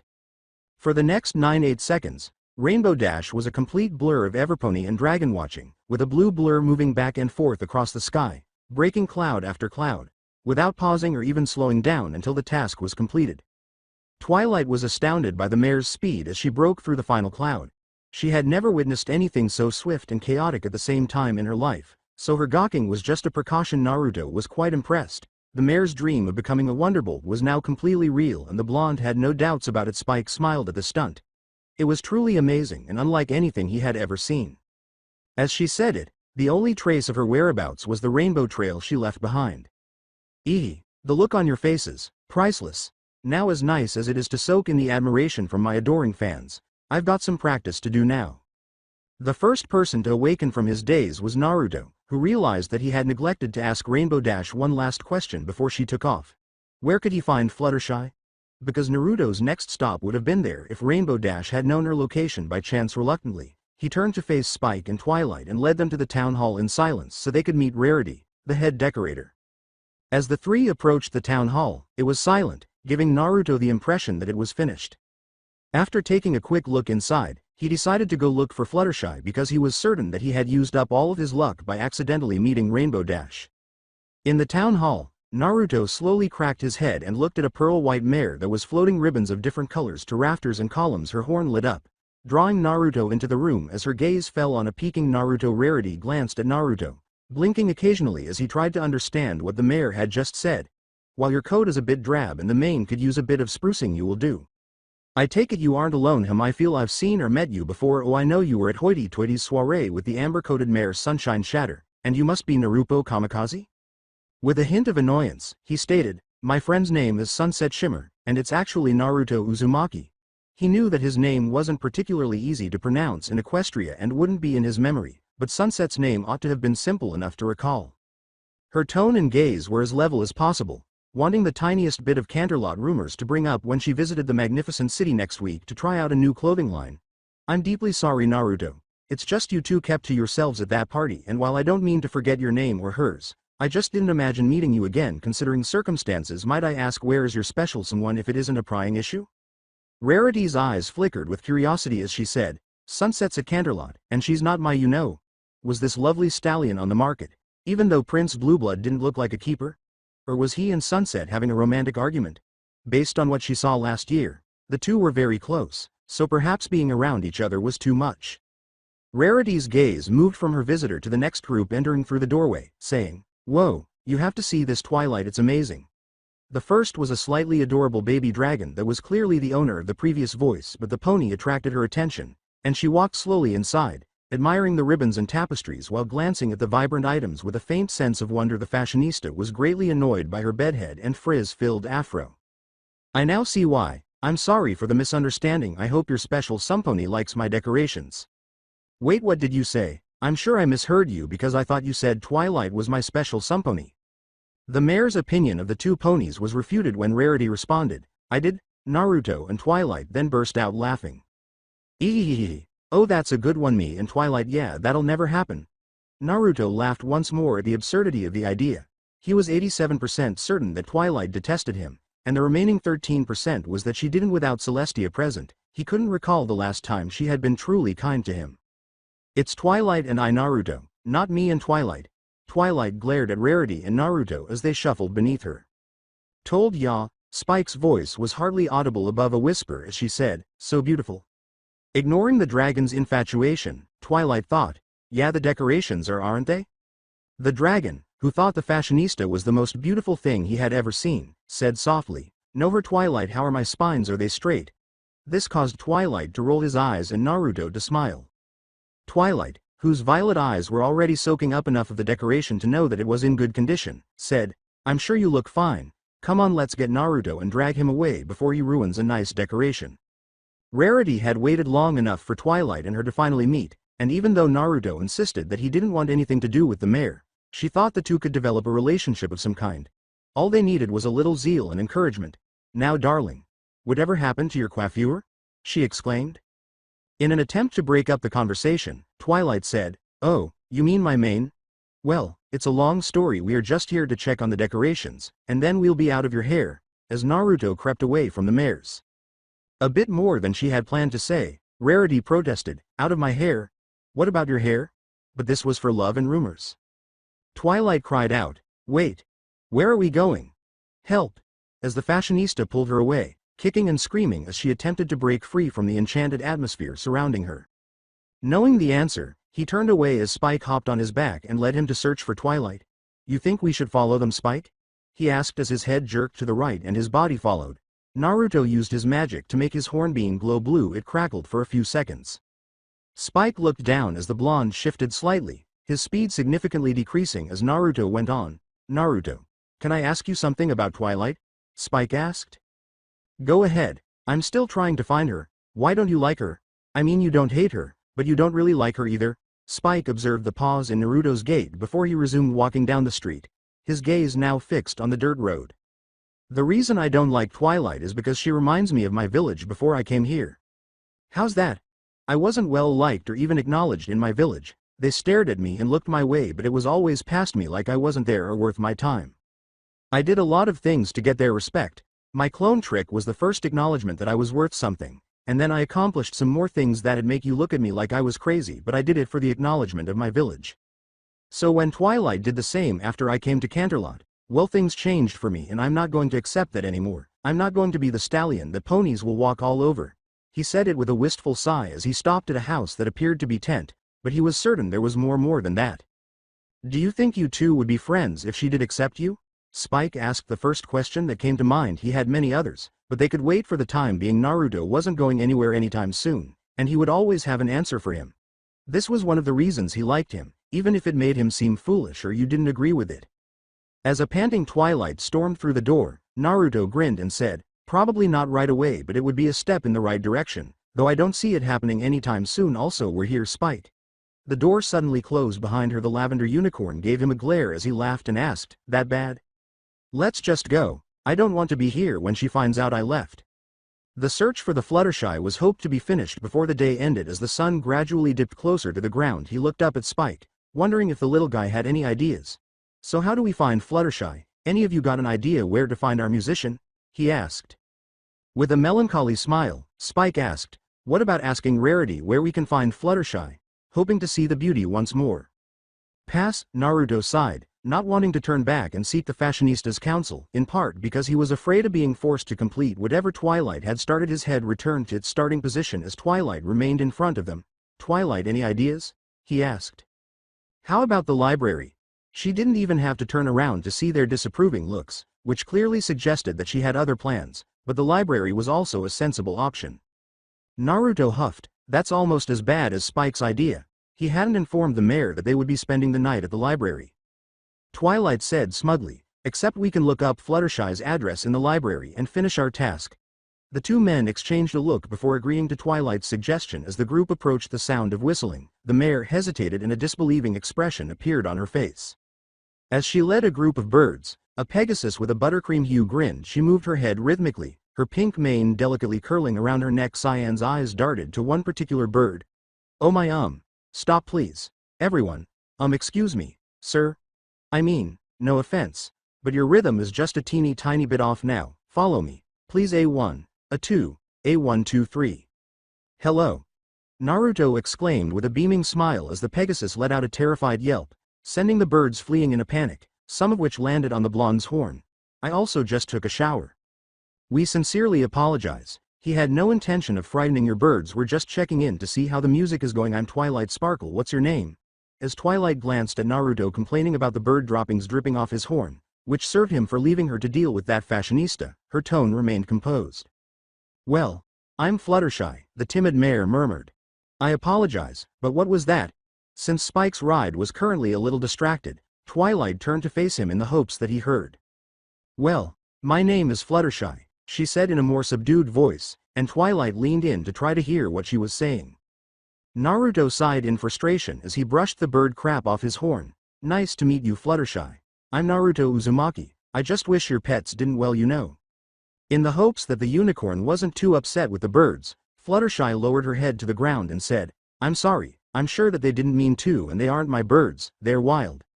As Fluttershy nodded, gaining a little more self-assurance from the blonde unicorn, he said, "It's fine, but can you speak up? They can't hear you as well as I can. And it looks your bird's back, so that's good," he said, his ears glowing with magic. "A baby dragon," Fluttershy said, nodding and slowly shifting her gaze from Naruto despite the charging Pegasus grabbed Spike off Naruto's back, leaving him helpless. "Oh, a baby dragon is something I've never seen before. He's very adorable." All right, Naruto and Twilight rolled their eyes at Spike's arrogant tone. "Oh my, he speaks. I had no idea that dragons could speak. I have no words to describe how amazing that is," the Pegasus said, startled, oblivious to his two companions' growing irritated expressions. Naruto nodded in agreement as the two turned slowly to avoid the topic. "Well, in that case we'd better be going." "Hold on. What is his name?" In an attempt to extend the conversation with the three, she suddenly screamed. "I'm Spike. Hello, Spike. My name is Fluttershy, a talking dragon. Wow. What topics do dragons discuss?" "So, what would you like to know?" Naruto was starting to dread this. While he appreciated the mare's zeal, giving Spike an excuse to talk about himself wasn't exactly what he wanted to do. "Absolutely everything," the two groaned in annoyance at the direct response. "All right, I was once a cute little green and purple egg." After 2 hours, the story finally came to an end, fortunately only recounting the more fascinating aspects of Spike's life rather than the dull details like what he ate or where he went to the bathroom. "And that's the story of my entire life. That is, until today. Would you like to hear about today?" "Oh, please," Fluttershy squealed with excitement. Spike would undoubtedly want to, but as you can see, we are required in the library for library-related purposes. Isn't that correct, Naruto? Naruto nodded enthusiastically in response, turning his head away from Fluttershy so as not to meet the heartbroken mare's eyes. In an attempt to unwind before speaking with Celestia, Naruto slowly opened the door and gazed at it. "Bye, Fluttershy. After we're done, I'm sure Spike would want to talk with you more." Surprise? Apparently not, as he observed the residents of Ponyville gathered around the enigmatic pink mare he encountered as she entered the town, all crammed into the library tree. Cyan rolled her eyes at the Friendship Express, which, in her honest opinion, had a terrible name. However, she wasn't here to gripe about the train's moniker. Rather, she was here to get away from Canterlot's Summer Sun celebration. Prince Blueblood was this year's planner, and although it would be a perfect celebration for Canterlot at any other time of year, there were no real festivities, so the celebration was reduced to a lavish dinner party that only people who lead affluent lives would know about. In light of this, Sunset left after attending Moondancer's party. The poor mare was devastated to learn that her beloved had not shown up, but he had fulfilled his pledge to bring some of the less seasoned and younger guards. Even though she was devastated, she handled the explanation rather well before the celebration continued. Octavia's mulberry eyes met hers as she glanced over the ponies conversing with one another. She smiled slightly at the musical mare, who gave her a sharp nod in return. Regardless of the topic, Sunset always had a pleasant conversation with the quiet mare and did little to annoy her. Even though the Earth Pony wouldn't want to acknowledge it, she thought her exceptional musical abilities extended to other instruments. She was a master of the cello. Apart from her choice of best friend, Sunset's only criticism of the quiet and perceptive mare was that she was overly perceptive, making comments about things that most ponies would miss, which was a little annoying. The little thing, however, was disregarded in favor of everything she did for ponies, including herself, as she gave time and bits to help spread awareness of the musical arts around the globe. The fact that she pointed out these things in such a flat tone was a little annoying. I'm surprised. Honestly, I would expect you to have a more joyful look on your face, Sunset, not something of concern. Sunset nodded slightly in agreement with the light gold Pegasus grinning in front of her. Yeah, aren't you supposed to be excited? I mean, Naruto probably has something that no pony has never seen before planned for the party. Spitfire said that Naruto always had a keen sense of doing something to surprise ponies when the sun celebration rolled around. With her flight goggles firmly around her neck, aviators clung to her forehead to prevent light orange and amber hair from her mane from obstructing her view of the other companions. As strict as she could be when needed for Wonderbolt or Equestria-related tasks, Spitfire was a commodity in the Wonderbolt's eyes. However, her tough exterior gradually vanished as soon as she was given free time, idly living off that no pony that not even Celestia herself would suspect of the Pegasus. Her ability to fly was what caught Naruto's attention, and her out-of-the-public persona was what won him over as a friend. Sunset was aware of Spitfire's few shortcomings, but they were infrequent enough for her to dislike the mare. With a slight smile, Octavia said, "It will be surprising, but it's not the question on my mind." Spitfire, why are you here with us when you should be with your associates preparing for the Wonderbolt's performance in Ponyville? The question was now looming large in the air as everyone's attention was on the flyer. I'm not performing it this year. Fleetfoot stepped up and took charge of the situation, promptly getting Misty, Fly and Silver Lining to volunteer as well. I'd admit I'm a little nervous that 3 of our less experienced members are performing, but I have faith in them, and if anything does go wrong I'll be in the right neighborhood to help out. Her aviators began to fall over her bright orange eyes. Spitfire's tone contained a hint of humor as the focus shifted from her to Octavia, the Earth Pony's stoic expression hardening under the train passenger's eyes. But I'm surprised that you're here actually. I would imagine Prince Blueblood would insist that you play for him considering everything we've seen. Mulberry exhaled after gazing into the reflective aviator's eyes. Octavia smiled slightly as the ponies nodded in agreement with the mare's decision, knowing firsthand the stallion's prickly and irritating nature. I'd wish not to say anything, but since the matter has been brought up, yes, I was offered a chance to perform for the celebration, but I politely declined Prince Blueblood's offer. Can we please change the subject? That blowhard has been a thorn in my flank for a while and I got on this train to escape him, not hear more of an idiot that's only sense of entitlement comes from the royal blood coursing through his veins. Celestia, help us all if he does get the throne. I don't think Equestria would last a year under his narcissistic rule. Sunset let out a sigh and the two nodded in agreement with the mayor's comment. As Sunset peered out the window, Octavia's voice called out, the train's slowing down. As the train cart gradually came to a crawl, the Friendship Express left the cart behind and continued on to Ponyville, confirming what Octavia had said. Sunset's voice growled as the train grew less visible by the second. It didn't slow down. Some pony or thing detached us. The cellist asked, so what do you think did it? As she looked around in the hopes that someone else would say something, she didn't like what she had just been told and tried to stay away from the riskier lifestyle that her friends appeared to lead. Spitfire's voice called out, it doesn't matter, we should just head to Ponyville on hoof. Octavia was a little more hesitant than the others, and the Pegasus felt sorry for the Earth Pony because she wasn't as accustomed to danger as the Sunset and herself. Instead, she traveled through the city to perform place after place, traveling in relative safety when she left the city to perform. Octavia worriedly asked, what about what's out there on the plains and beyond? As she focused on her hearing, however, the clacking of hooves and a few wing flaps from her companions helped to calm her nerves. Spitfire chuckled as Sunset turned away, her horn glowing a turquoise aura that seemed to not appreciate the small joke at her expense. The door slamming open further confirmed Spitfire's statement. We'll be fine, Octavia. That whole train cart thing was probably a weird accident. If there is anything out there, it won't try to attack us during the day without provocation, and as provoking as Sunset's face is, I'm positive we're safe.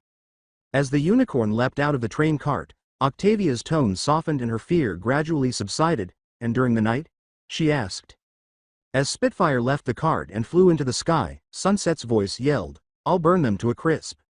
Her aviator glasses fell over her eyes as her wings locked in place, allowing her to glide gently down to the top of the cart. It looks far. We might reach Ponyville before the summer sun celebration starts. Can't you fly us there? Her tone was a little too upbeat as Octavia leapt from the cart. I might. But if I was attacked in the sky I'd be next to useless, and I'd rather us make it there alive than the one that I didn't take find us harmed or worse. As they set out for Ponyville, one a little cautious, one carefree, and the last determined, oblivious to the magenta eyes watching them from beneath the train cart, Sunset said, "Come on, we're wasting time, and if I'd rather not use my magic unless it was absolutely necessary." Even though he was hoping for a little sleep before exploring the city and letting Twilight do whatever she wanted, this party was fantastic. The joyous atmosphere outshone any lavish Canterlot gathering, and ponies truly enjoyed each other's company. He should probably check into this later. Pinkie Pie, the appropriately named Pink Pony, had arranged everything, including where they would spend the night. After inadvertently consuming half a bottle of hot sauce rather than the fruit punch, Twilight quickly took refuge in the back room. Since Twilight was no longer there, Pinkie took it upon herself to show him every pony in the library, many of whom he could hardly recognize by name. Pinkie introduced him to Roseluck, Daisy, and Lily, a trio that engaged in gossip. He felt that Roseluck's gaze lingered on him for far too long, but it gradually returned to the group as they conversed in low voices. Time Turner, or Dr. Hooves, he wasn't quite sure which was his true name, was another intriguing pony who played with his hooves and gazed at people with a peculiar delight before moving on to another pony, Minuet, if he remembered.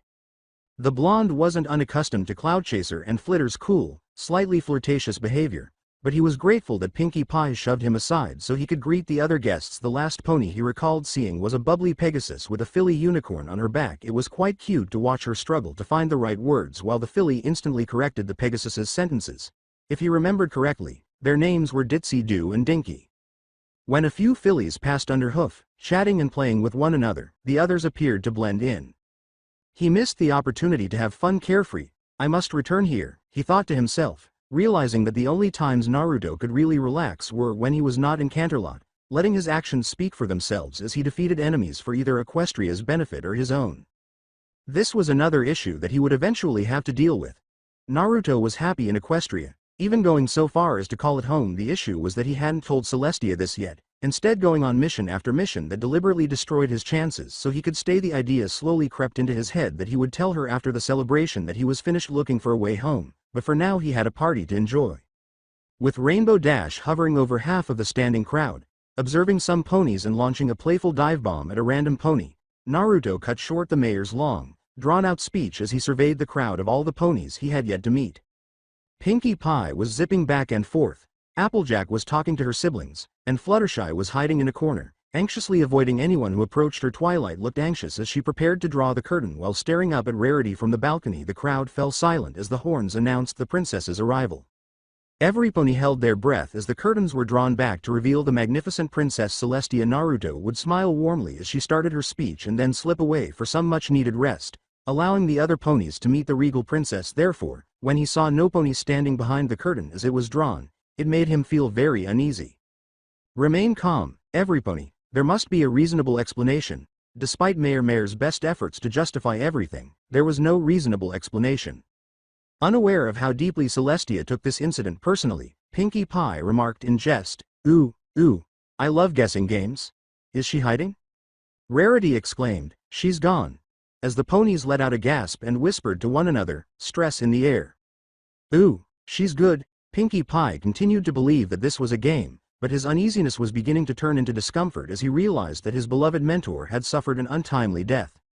As seconds went by and Celestia had still not arrived, the crowd whispered to one another. He glanced over at Twilight, who appeared extremely anxious. As he looked again at the balcony, he saw a swirling mist forming into an alicorn he had never seen before, and the ponies' mouths dropped open for some reason. He realized right away that this pony was the cause of Celestia's absence. The alicorn laughed and called out, "Ah, how long has it been since I've seen ponies? It would be a refreshing sight if it wasn't that you all reminded of those sun-loving idiots 1,000 years ago."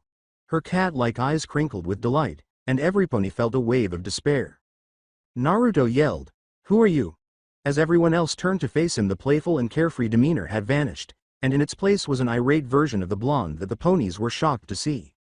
Slowly turning into mist, Nightmare Moon asked, "What, am I not royal enough for you?" As she swerved between the crowd that appeared in front of Naruto, her stature looming over him, and a vicious smile spreading across her face.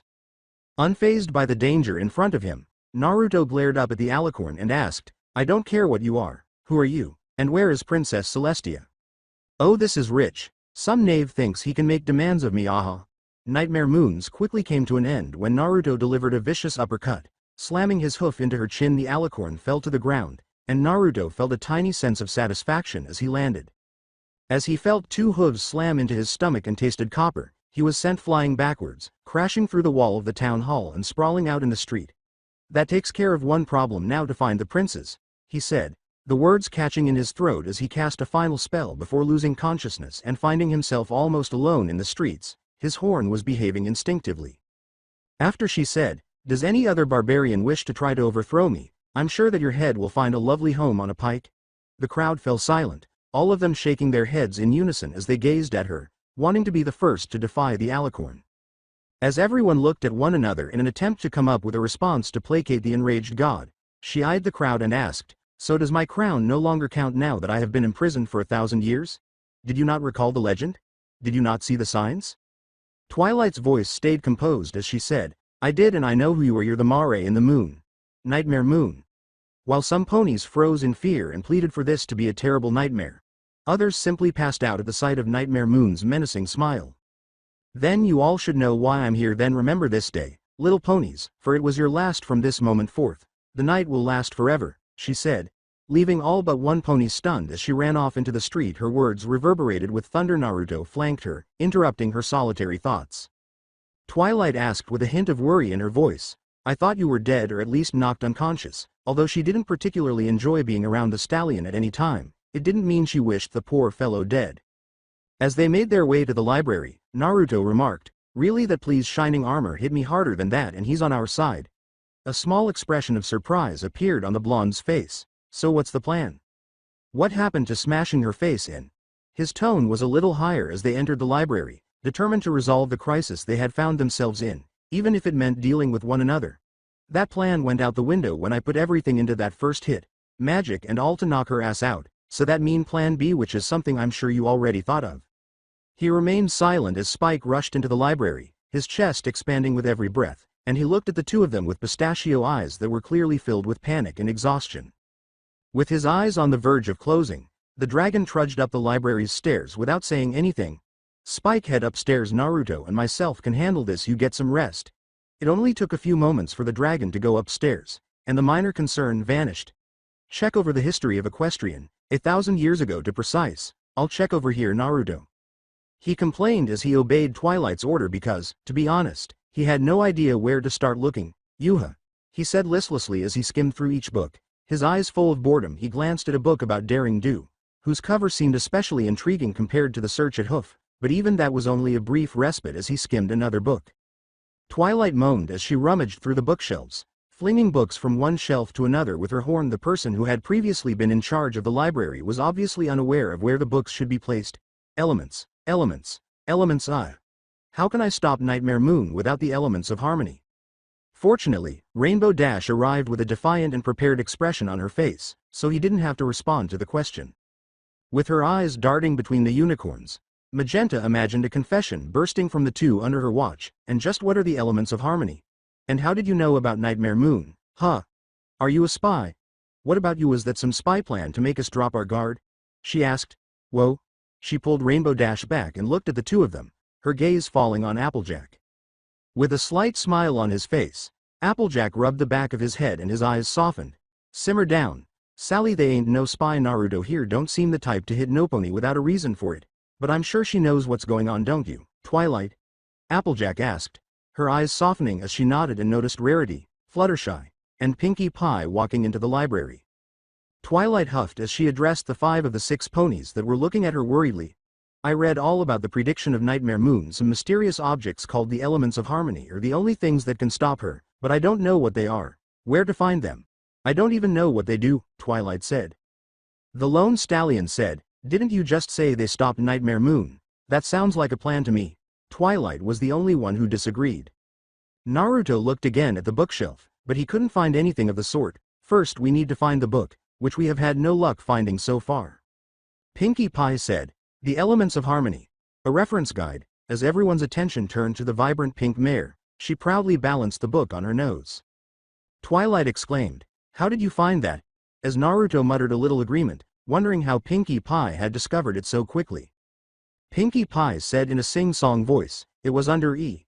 Twilight cursed silently, and Naruto's eyes twitched as Twilight took the book slowly. The words caught in Twilight's throat as she glanced at the group of mares, who were restless due to the silence. Oh, there are 6 elements of harmony, but only 5 are known. Kindness, laughter, generosity, honesty, and loyalty. The 6th is a complete mystery, it is said. The last known location of the 5 elements was in the ancient castle of the royal pony sisters. It is located in what is now. Twilight blurted out, the Everfree Forest. Everyone knew what that meant, and the tension in the air changed from one of curiosity to one of trepidation. As he avoided Applejack's shoulder bump, Naruto's voice broke the silence. So when do we go? Applejack gleamed as she took another playful swipe at Naruto, but the blonde dodged again. Aren't you a little too gun-ho for this, partner? You just got the crabapples knocked out of you and you're asking for another round. He said coolly, ignoring Twilight's inquisitive look. I'm fine, that was nothing more than a love tap, Applejack. Rainbow Dash rubbed her muzzle and searched for the appropriate phrase. You sure? You seem a little, she said. As meek as ever, Fluttershy raised her voice and asked, dodgy? With a head tilt, Rainbow Dash said, no, but close. The words were still slipping out of her mouth. Unaware of the book dangling over his head, Twilight snarled as she met a perspiring Naruto's gaze. Fake, suspicious, lying to us all. With a slight nod in gratitude for Twilight's assistance, Rainbow Dash mentioned, suspicious, that's it, but those other ones are wrong, so wrong. Twilight stated in an aggressive tone, it's because this isn't Naruto at all, is it? You're one of his stupid clones he uses to find something out. I bet he's hallway to the Everfree Forest right now, isn't he? The clone was unaware that the book was still hanging in the air. Would it save me if I said he's trying to? Twilight's fury subsided before the clone could finish his sentence because the book collapsed, ending its existence. Mind explaining that, darling, because I believe I speak for every pony here excluding you that we are thoroughly confused. Rarity watched as Twilight's muzzle opened, revealing why she was upset with the clone and what the mares had just witnessed. Herk, the sound reverberated throughout the Ponyville as Naruto gradually recovered his breath and raised himself to his hooves. The pain was not quite unbearable, but Nightmare Moon's kick caused some damage and colliding with the wall almost immediately rendered him unconscious. A clone replaced him, and it was only with some quick thinking and a little magic that it appeared the kick had no more of an impact on him than one of the blows from the Royal Guard. Help Twilight, was a general command, and Naruto was certain that the clone would comply, but he kept shuffling his hooves the entire time. Only a few minutes later, he began to remember the deceased clone. As Naruto listened in, Twilight revealed to the group a strategy for locating the components of harmony. He couldn't waste time considering the components of harmony because he would only get nowhere if he bothered to consider how loyalty, kindness, honesty, generosity, and laughter work. He tilted his head as the Everfree Forest came into view, the tall trees visible even at this distance, and ignored the pain as he traveled there. It was only a matter of seconds before he saw Twilight and the other members of the crew who had offered to assist in locating the elements of harmony and defeating Nightmare Moon. As he gazed at the group, the unicorn had 2 options, only one of which he could legitimately pursue. The first was, of course, to cooperate and assist in locating the elements of harmony in order to drive Nightmare Moon back to the moon. The second was to leave the group and fight Nightmare Moon by himself. This was a brilliant idea, but it left Naruto with a bad taste in his mouth and went against everything he believed in. Additionally, he didn't believe he had the strength to spar with Nightmare Moon without resorting to more risky attacks. Although the first plan didn't specify how it would stop Nightmare Moon, there was a minor issue because, as she had previously stated, it either put her at a standstill or sent her somewhere for a millennium. The initial plan was still the best one, but this only served to deflect blame rather than address the issue. He silently and slowly made his way back to the group, wondering what the bookish mare would say. He slipped behind Rarity, whose blue eyes widened as the blonde's hoof shot forward, preventing her from speaking. Naruto was soon enveloped in a magical aura hanging upside down, with a glaring Twilight meeting his line of sight, so the action was superfluous. After a few minutes of fruitless fighting, Naruto had given up, and Twilight was still irritated as she stared at him. What are you doing here? Twilight asked, her magic raising Naruto higher into the air while each mare looked at him as they humorously attempted to break free from the magical grasp. As Twilight's magic waned and his body struck the ground, gravity took over. Naruto yelled, I want to help. As he moaned in agony, no one moved to assist him. Maybe it wasn't the best idea to assist them. As Naruto picked himself up off the ground, the faint impression of Nightmare Moon's hooves still visible on his chest, Twilight's voice revealed the look of rage she harbored for him. Why, you're real? Twilight's tone returned to normal as Naruto gave his chest a gentle rub before preparing for another attack by the lavender mare. I thought you would be halfway to the elements of harmony. Tempting thought, but when I made that clone I could barely stand let alone go walking through the forest, so I stopped and took a small rest. As you can see I'm as good as well getting kicked by an alicorn demon princess can be. While the other 5 mares stared at the 2 students and exchanged glances, he waited for her to envelop him in her magical aura, perhaps to ensure he couldn't follow her to save the day. Naruto blinked, waiting for the others to pass, and then followed the lavender mare as Twilight said, "Just stay out of the way. I'm going to stop Nightmare Moon with the elements of harmony." Twilight entered the forest. Inquiring about the forest they were traveling through, Naruto said, "So has any pony actually been in this place before?" As they went on, Rarity shifted her hoof to avoid scuffing it and yelled, Heavens no. Just look at it, it's dreadful." With a slightly frightened tone, Applejack explained, "And it ain't natural folks say it don't work the same as Equestria. The weather does what it wants, animals take care of themselves and all other sorts of unnatural things happen here." Naruto rolled his eyes at the explanation, finding it unsettling. Missing the frightened expression on Fluttershy's face behind her and Naruto's continued progress, now a little less engaged with the forest than before, Twilight asked inquisitively, "What's that supposed to mean?" As she walked up to the 5 mares, Rainbow said, "No pony knows you know why. Like a jaguar stalking its victim before attacking." As the other mares retreated, uncertain of what the Spectrum Mane Pegasus would do, Applejack said, "Rainbow, quit it. 'Cause every pony who's ever come in, has never come out." Crash! As she uttered those words, the cliff collapsed beneath them, sending the group plummeting down the rock face. Both Pegasus immediately went to rescue each pony, saving Pinkie Pie and Rarity. Twilight wasn't as fortunate, though, as the mare slid down the cliff and fell off a dangerous edge, only for Applejack and Naruto to catch her hooves. Naruto stood motionless, magic adhering to the cliff as he shifted his body to adjust to the moving earth. Applejack swiftly caught a root as she held on to it with her teeth. "Pull me up, pull me up, pull me up." The words reverberated throughout the forest as Twilight gazed at Applejack the mare, digging her hooves into the ground while she clung to her with all of her strength. "He's really injured. Why is that idiot pushing himself? He shouldn't even be here," Twilight said, watching as Naruto's face twisted to one of pain, his eyes closed, his lip biting as he attempted to pull the mare up. It's a shame that the unicorn didn't study to do other feats of magic. With each attempt to pull Twilight up, Naruto felt his chest tighten. The battle was gradually losing, and he let go of the mare. I'm trying, I'm trying, I'm trying." The words were hardly more than a grunt. Twilight yelled, "Applejack, think of something." The country mare's eyes raised as a realization dawned on her. As calmly as possible, Applejack said, "Naruto, I need you to let go." The orange unicorn grunted, which Applejack assumed meant, "Are you crazy, she'll die?" If the hooves tightening around Twilight's hoof was any indication. Even softer than before, she said, "Look, both of you need to trust me. I promise nothing bad will happen to Twilight, and that's the honest truth." Twilight's hold on both ponies relaxed as she trusted Applejack's kind words. Naruto let go. "We have to trust Applejack." Twilight watched as the 2 apprentices let go of each other, sending Twilight sprawling towards the ground below, only to be saved by Rainbow Dash and Fluttershy. The orange mare hopped down the cliff as she steadily declined. Twilight's eyes met Naruto's, and a small amount of respect or gratitude filled the bookish unicorn's heart as a winged creature surprised each mare by flying over his head, dragging him farther into the forest and separating him from the group of 6. She had just seen one of her friends taken away by a flying beast in the Everfree forest, and Rainbow Dash paused as the words to describe her adventures caught in her throat.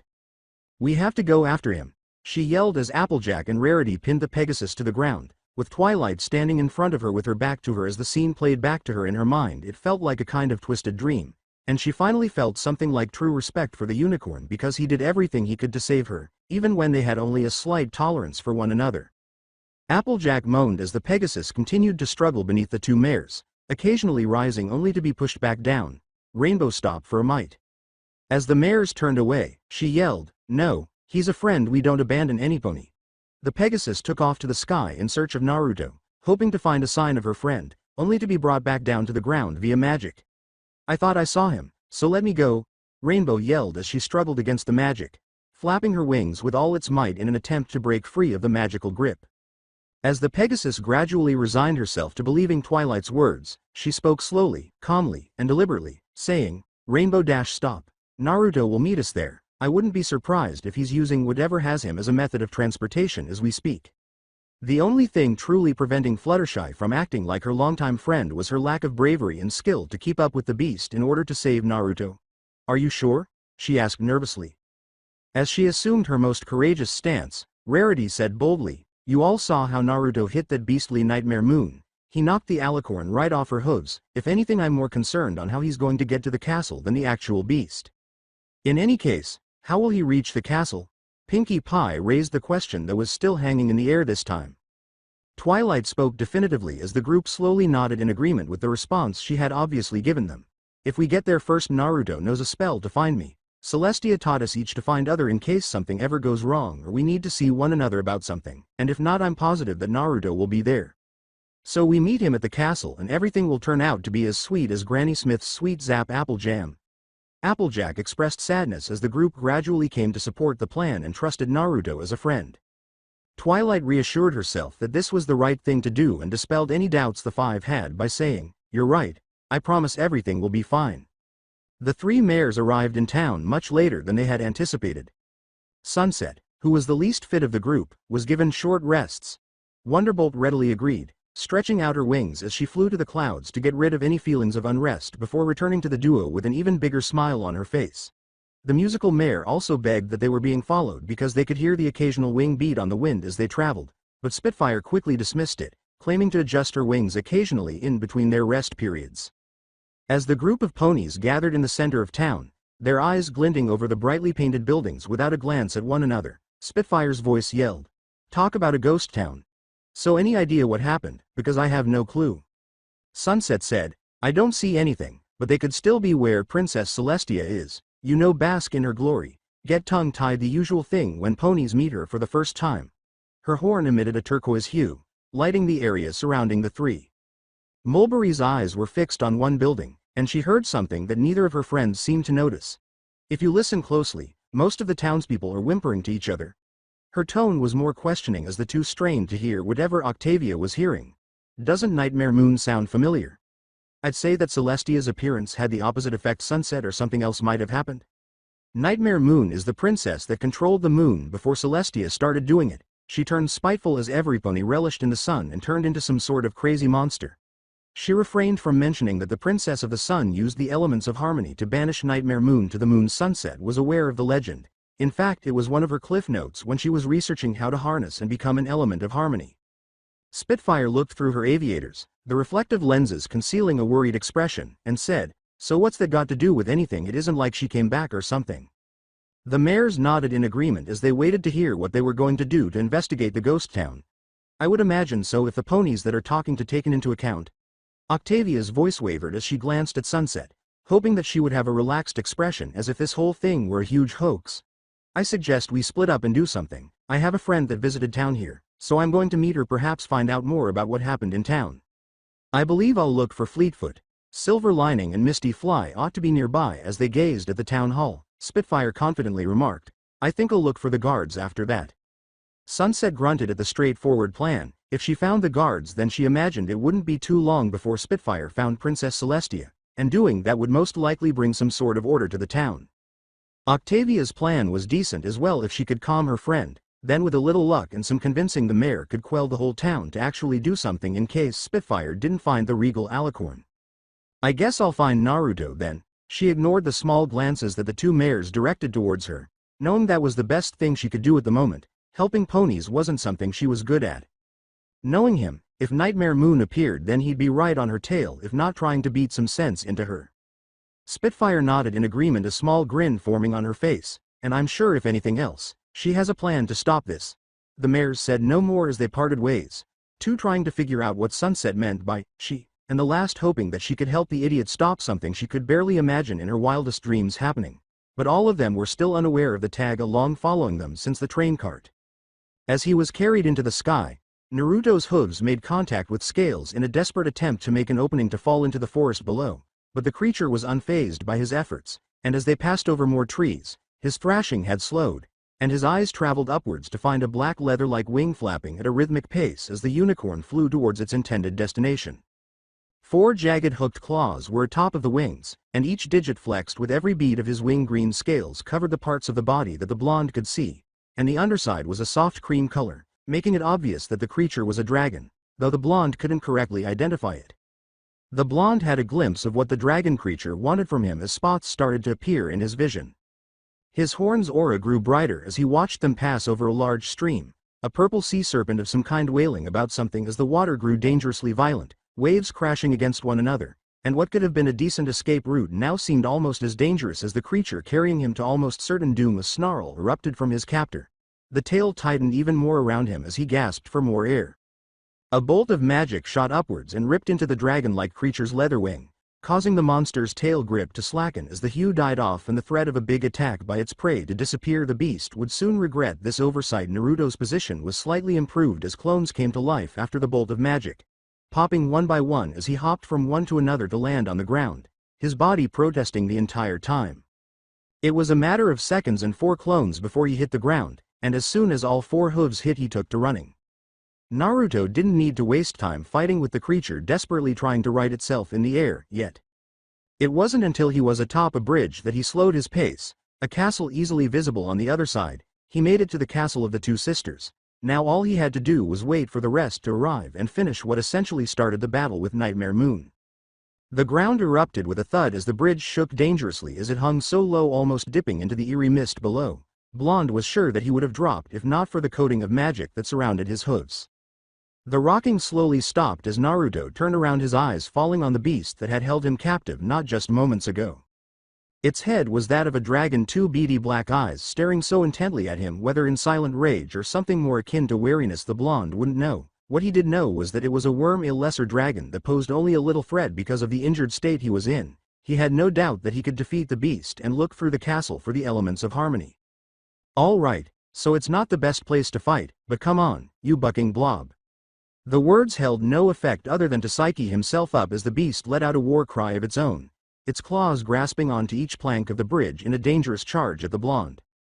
Its nails tearing parts of each lank off as it continued at the blonde stallion, its prey now within reach as it let off a vicious swipe, only to hit air as the blonde balanced himself on the ropes that kept the bridge hanging, his hooves coated with the familiar magic that made him stick to the cliff he was stolen from moments ago.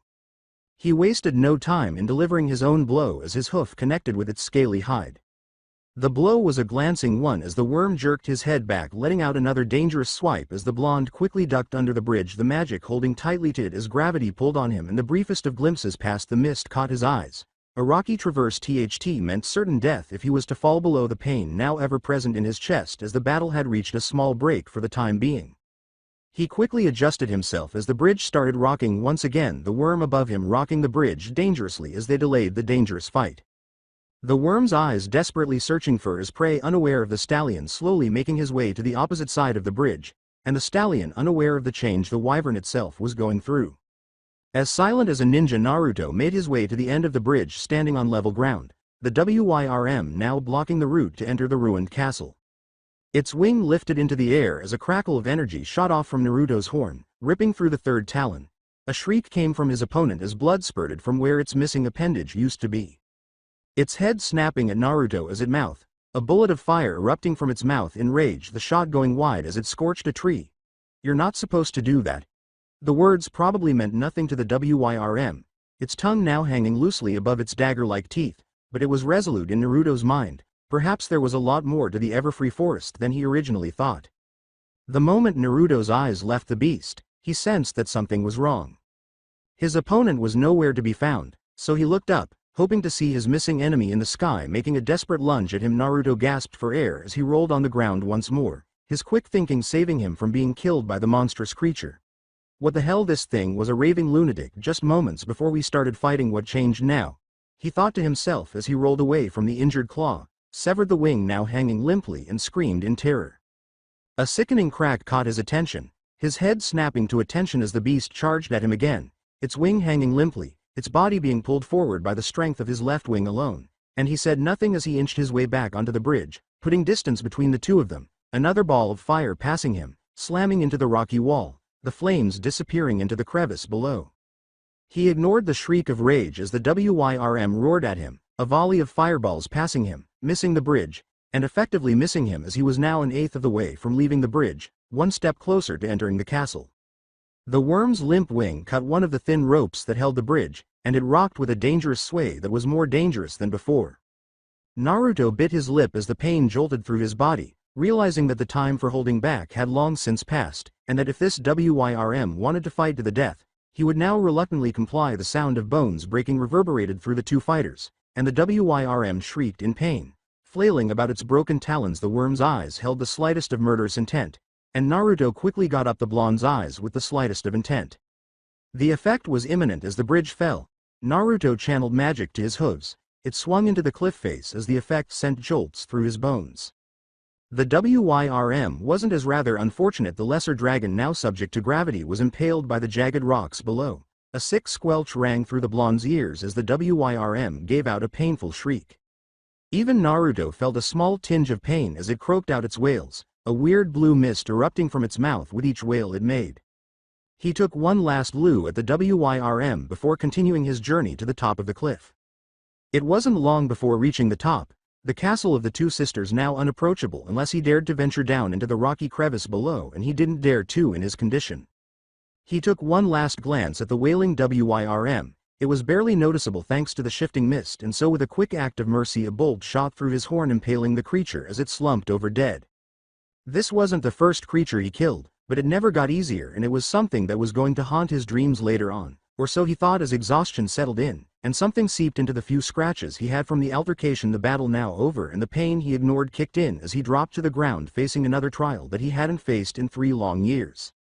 An amber mare walked through the quiet forest, quickly acclimating to the strange terrain. She was in her eyes, which were cold and cyan, flashed a subtle shade of turquoise as she took another long look at the scene in front of her. Her muzzle gradually changed from a look of thought to one of concern as wisps of magic that were clinging to the ground vanished under the unicorn's watchful gaze.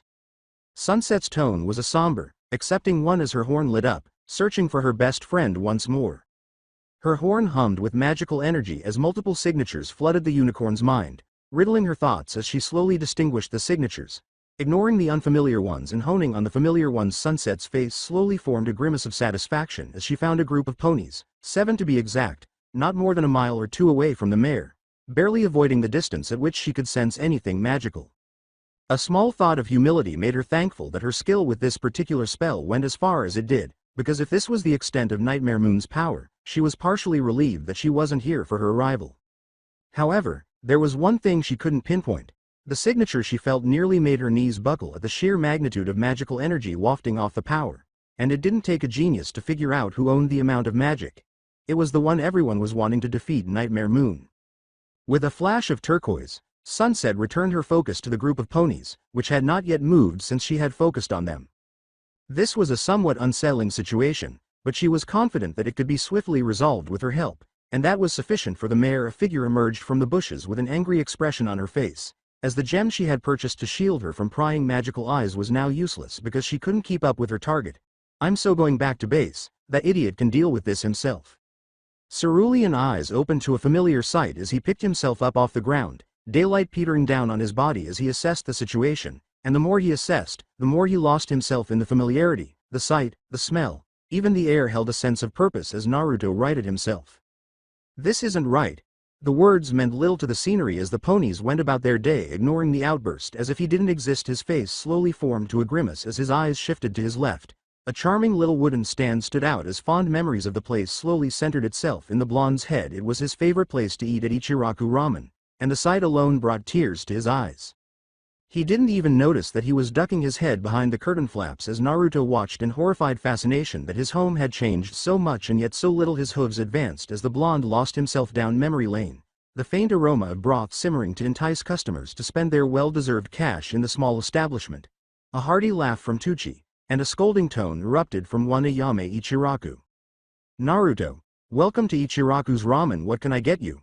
As Naruto stammered out a serving of 3 bowls of ramen, a Pegasus stared at him with big doe-like brown eyes.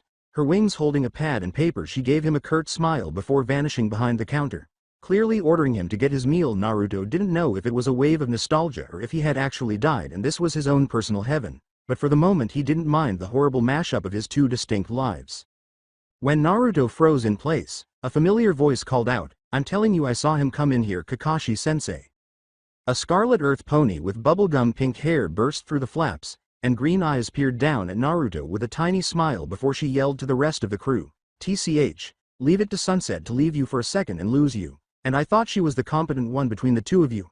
Sakura's tone was one of teasing as she watched Naruto nod silently, and she didn't acknowledge the tears streaming down his cheeks. It's not my fault that he can't control his appetite. Besides, it's my understanding that you left us to go swoon over Sasuke.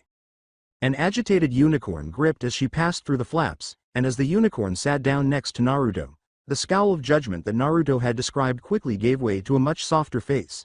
The usual for me, but as small we're on a bit of a schedule. Naruto shuddered as she leaned closer and whispered into his ear. Another voice brought the unicorn to tears, and he nearly missed the words. I'd expected you to be here, but I wish you would become a tad more unpredictable as you are in battle, Naruto. Otherwise, well, you know what ninjas do. A cobalt Pegasus entered with silver hair that defied gravity, a headband covering his left eye called out, a mask covering his muzzle as he smiled with one eye, and Naruto sat down next to Sakura, still trying to contain the screams that welled in his throat as he gazed at Kakashi Hitaki, or Kakashi-sensei. I guess we'll make this the team meeting spot since your food is already here. Naruto blinked as his tears slowly spilled into the ramen broth beneath his muzzle, unsure of when the meal arrived. Shortly after he finished his first bowl of ramen, a familiar voice echoed through the ramen stand. I disagree. A meeting of this importance should be held somewhere with subtlety. The cellist's voice grew deeper as she stared at the Pegasus slowly preparing his next bowl, saying, even acting out on something that you believe in will change things. The words cut through the stand like a hot knife through butter, and the patrons fell silent as Octavia's eyes returned to normal. A diet ramen, please. But I guess I'm rubbing off on you already. Before you know it, you'll be a bona fide mare magnet. Like yours truly. Naruto choked back the tears as he prepared to yell at the perverted stallion, whose white mane was as spiky as ever and streaks of red dropped across his muzzle. The words did nothing more than make Naruto feel satisfied as he slowly turned back to the counter and the next bowl of ramen that was set out in front of him. I hope he doesn't become like you. I mean, it's hard enough to get some time to hang out with him alone, but if he becomes popular, well, there goes any spare time he has. A cunning Pegasus grinned as her wing lifted up, giving the blonde a brief respite as the broth covered his coat, only for his face to be slammed into the countertop roughly, the shards of ceramic cutting his cheeks as he watched a sinister-looking version of Spitfire stand in front of him. I thought you were strong. You didn't need my help before, Naruto? A wave of satisfaction washed over Naruto as he resigned himself from attacking the Pegasus. Sorry about that, my wing slipped, but seriously, we do need to talk about this mission. The patrons slowly rose to their hoofs, giving Spitfire a death stare as her wing rose from Naruto's head, her muzzle now adorned with a sheepish grin.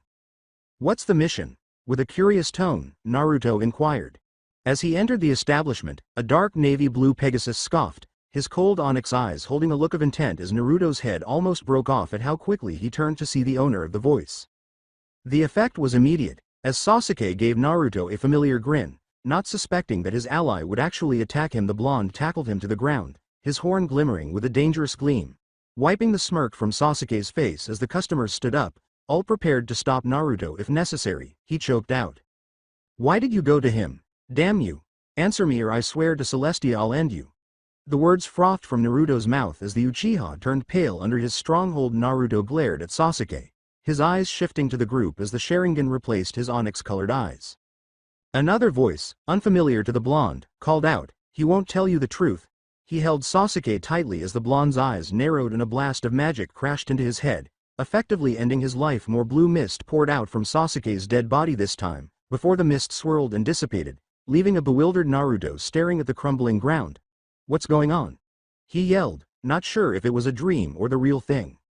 Naruto's gaze slowly moved upwards as the familiar scene of the damp sewer appeared, and they were idly staring at him. The most formidable Biju of all, the Kyuubi no Kitsune, the terror of Konoha. I think it's time we catch up, kid. It's been 3 years. Naruto surveyed the sewer, which had not changed since he had last been here, with pipes pointing in all directions and the occasional trickle of water falling into the murky water he was standing in. The sewer was dark, with only a few dim spots of light reaching the ground, most of which focused on him. His cerulean eyes peered into the fox's old cage, and the only thing that had changed since his last visit was that the bars to the cage containing the Kyuubi were gone, which was a major issue. A pit of unease settled in his stomach once more when a large red paw erupted from the doorway, and he felt the wind ripple as it barely missed his body before slowly withdrawing into the dark cage. Naruto Uzumaki. The words were deep as the fox's muzzle protruded through the cage. Each of his early white teeth was almost as big as he was. Large red eyes gleamed down at him, A look of amusement slowly formed as the rest of his head protruded. Large ears adorned the fox's head, giving him a small comical look as his head bent down staring at Naruto. It seems I'm free. The words alone sent a shiver down his spine as Naruto tried to think of a way to appease the beast. But nothing came to mind, and any bravado he could muster vanished in an instant as its putrid breath fell upon him. Saliva slowly made its way into the back of Naruto's throat. Meeting the Kyuubi made him tense, but talking to him freely was something he didn't really know how to do. The fox growled in annoyance, causing the sewer to react further as loose stones fell to the ground. The kitsune with a sudden stopped the tremors. Even then, Kyuubi's throat tightened even more as he huffed a little because it was the only thing he could manage to get out of his mouth. That was your mind trying to comprehend that I'm free, Kit. As the fox spoke, the words grew quieter, and as Naruto stared at it and nodded in comprehension of what he had just heard, the vivid crimson aura grew progressively fainter. Another voice called out to him, "Calm down or you'll never wake up." He was unable to put his hoof on it, but if the sloshing water was any indication, the owner appeared to be approaching him. He said, "I don't understand what you're trying to tell me." A snicker sounded from the cage, dispelling any doubt that there were only two of him because he realized he wasn't alone with the fox. The fox's voice was a deep groan as the fading crimson returned with full force, suffocating the sewer. "Stop being stupid and listen for once, Kit." "All right." Something he said seemed strange to Naruto. It sounded as though he wanted him to survive. "I said calm down. If you don't, you're not going to wake up." A softer voice called out as the water seemingly evaporated under his hooves. "I'm not your enemy. Here." The words hung in the air as a pony walked out of the Kyuubi's cage. It was a mare that much he could tell just from looking at her face. Her coat of vibrant pink that only slightly dimmer than Sakura's bubblegum-like hair, it was matted and looked horrible like it hadn't been washed or treated in years. Her mane was worse. Deep cinnamon red hair were stained with patches of gunk that covered what could have been a beautiful mane. Even more prominent was the mare's eyes. Crimson eyes gleamed with something akin to concern and humor. The pony held a small smirk as it walked forward. Her tail was by no means in better condition than her mane. There wasn't anything really stand out about the rest of the mare until his eyes met her cutie mark. It was of the nine-tailed fox, and somehow it didn't threaten him as much as being in the presence of the actual fox. It almost made it seem comical.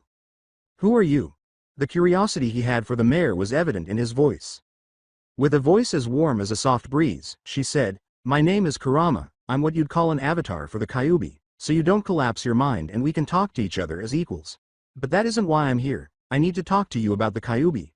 She couldn't help but snicker as Naruto prepared for a fight, an action that the giant fox was unaware of. How is the fox doing?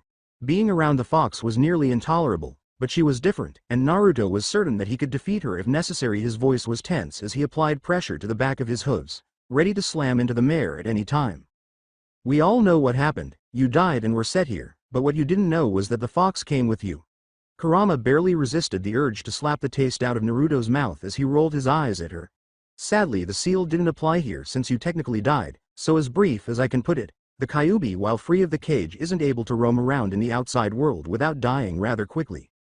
As the crimson aura in the dark cage flickered, Naruto's voice was a shout. "Then why hasn't it done anything? 3 years is enough time to think of something."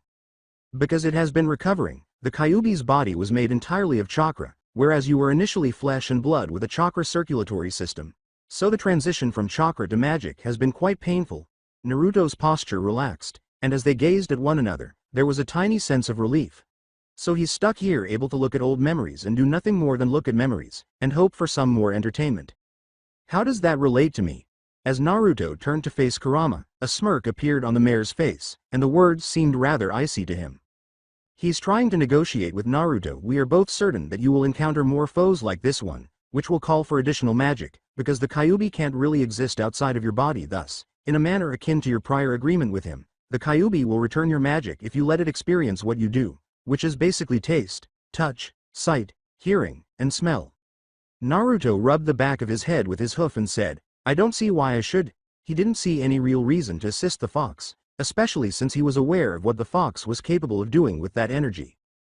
Kurama's eyes flickered with laughter as Naruto shifted slightly, asking, "To protect those precious to you. I mean, you still do that, right?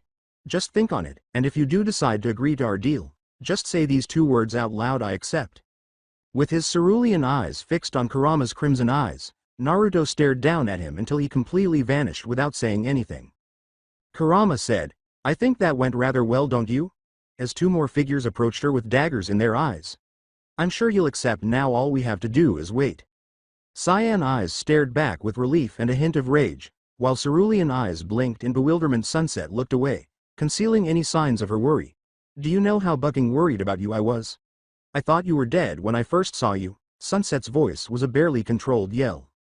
As each mare gave him a suspicious look, Naruto cried out, I'm fine, in fact I feel better than ever. Although the statement appeared to be untrue, he felt fantastic, as if he had never been kicked by Nightmare Moon or engaged in combat with that strange WYRM in the first place. However, he was taken aback by Twilight and Applejack's swift chest punch. He rubbed his chest and shook off the blow, asking, what was that for? As she lifted her Stetson, Applejack's green eyes were full of laughter. Just seein' if you were lying to us, but I'm a-guessin' that little nap did more than any medicine could do. Twilight groaned and glanced back at the castle. You could barely hold on to me while I was dangling from a cliff, so yes, hitting you is the best way to see if you're injured or not. They had been waiting for him to wake up, by force, mind you, for a good hour. Although Twilight was appreciative of Naruto's assistance some time ago, she would have preferred to visit the castle of the two sisters and resolve the Eternal Night issue rather than tend to a blonde who was unconscious. After Sunset casually mentioned how easy it would be to scatter their ashes to the wind if they abandoned Equestria, no one dared touch the flimsy bridge despite Sunset's insistence on saving Equestria, which led some of her acquaintances to support her. Moving forward was completely out of the question. He looked at the group, who smiled back at him, and said, well, thanks for the vote of confidence. Apparently, things were improving for the blonde. I think we should get going though, if we're going to be defeating Nightmare Moon. Twilight was the first to cross the flimsy bridge and exclaimed, you heard the stallion, let's move out. She had been waiting for the ideal opportunity to approach the castle without upsetting a particular unicorn, but it seems that Naruto's approval was all she needed to do so. As Sunset and Naruto walked side by side, Rainbow Dash flew directly beside her. The Pegasus's eyes traveled backwards, wary of Sunset and her obvious threat against them. To help calm Rainbow and partially herself, she glanced backward as the blonde talked tenaciously about something, most likely how he escaped his captor and tricked it into thinking he was long gone. Despite the bridge's occasional rocking, Applejack, Pinkie Pie, Fluttershy, and Rarity moved much more slowly until they were all in front of the destroyed castle. As they all stared at the front door, a section of what they all assumed to be a higher part of the wall leaning against the ground with moss and vines growing around it, Rarity remarked, I imagined this place to be more regal. Twilight remarked in a slightly amazed tone, it is 1,000 years old, and who knows how long it has been abandoned. Naruto couldn't really blame her either.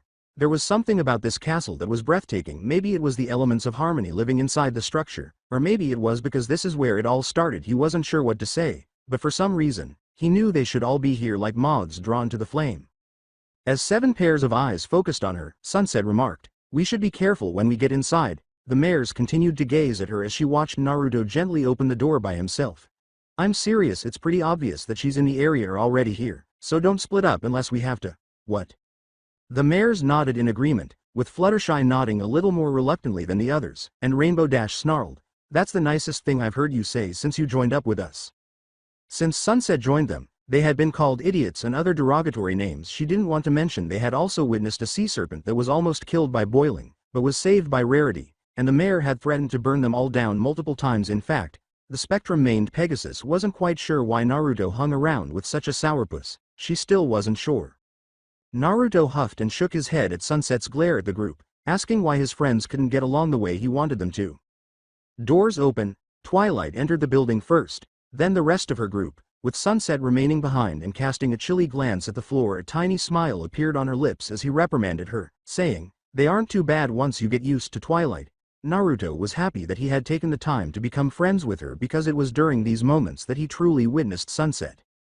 With his hoof resting lightly on her shoulder and her head lifted to meet a warm smile full of confidence, she said, Naruto, she's here, Nightmare Moon's in this building.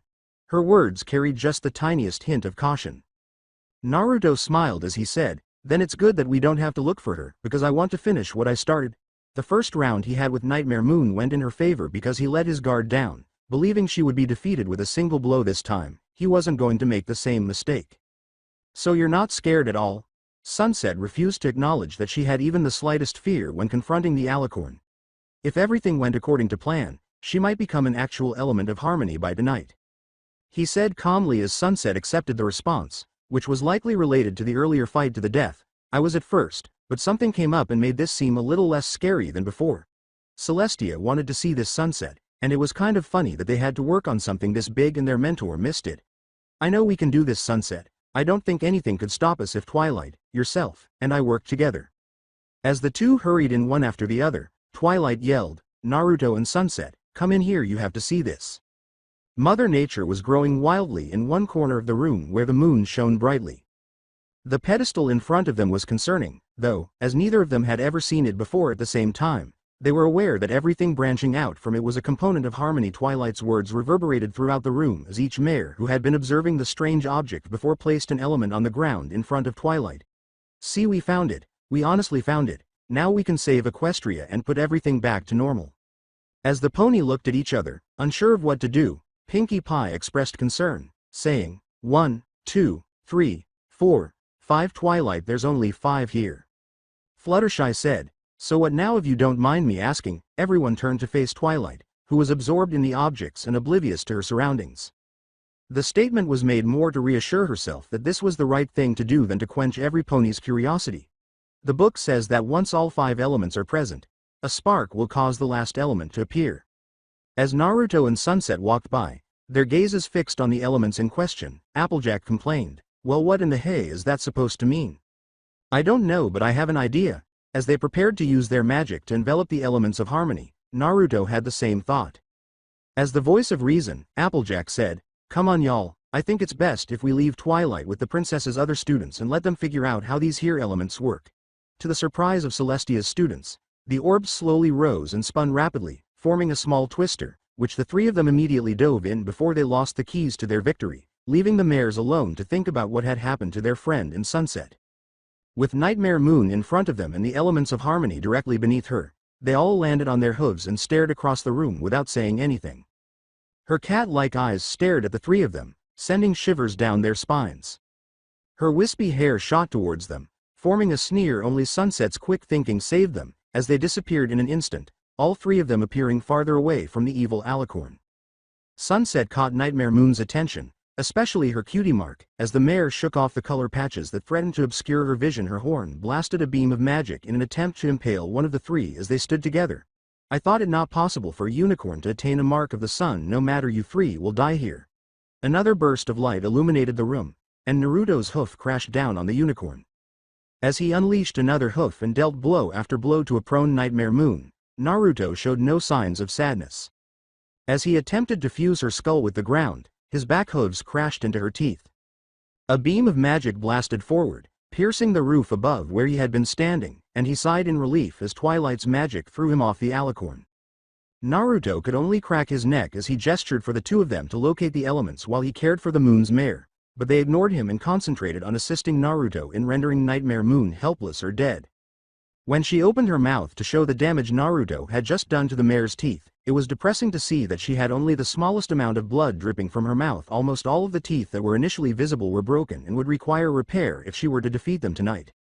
The mare with the sun mark for her quick thinking, the purple for preventing her from ending the fight with the blonde, and the blonde for hitting so many times afterward were all examples of the unicorn's audacity that Nightmare Moon found unbelievably shocking. You're going to die a pointless death, and when I'm finished with you, I shall bring you back to life just to make you watch as I tear your very word apart. Her gaze shifted to Naruto as the room came back to life and she felt a burning pain that she could only imagine was being set on fire. Her tail swiftly put out the righteous pain before it abruptly separated from her body. As Sunset marveled at the severed tail on the ground and the horrific burn wound that now adorned their enemy's flank, she exclaimed, "Wow, Sparkle, I didn't think you had it in you." In order to avoid being stuck together in the event that she chose to launch a more potent attack to defeat one of them, the mare in question gradually moved to a different location as a beam from Naruto's horn shoots towards Nightmare Moon. She fixes her gaze on him. The mare skillfully dodges it, but another hits her chest plate, cracking it under the force of his attack and sending her into the air, hovering over them all. Waves of black magic erupted from Nightmare Moon, dripping off Naruto and hitting the ground with a sickening squelch as it slowly inched its way towards each unicorn. Enough games. Naruto froze. He retreated as he slowly climbed a wall in an attempt to avoid discovering what would happen if he fell victim to this magic. Twilight was engulfed in it, and the defensive spells her brother had taught her were useless as the black magic slid beneath the dome and dragged her into the dark chasm.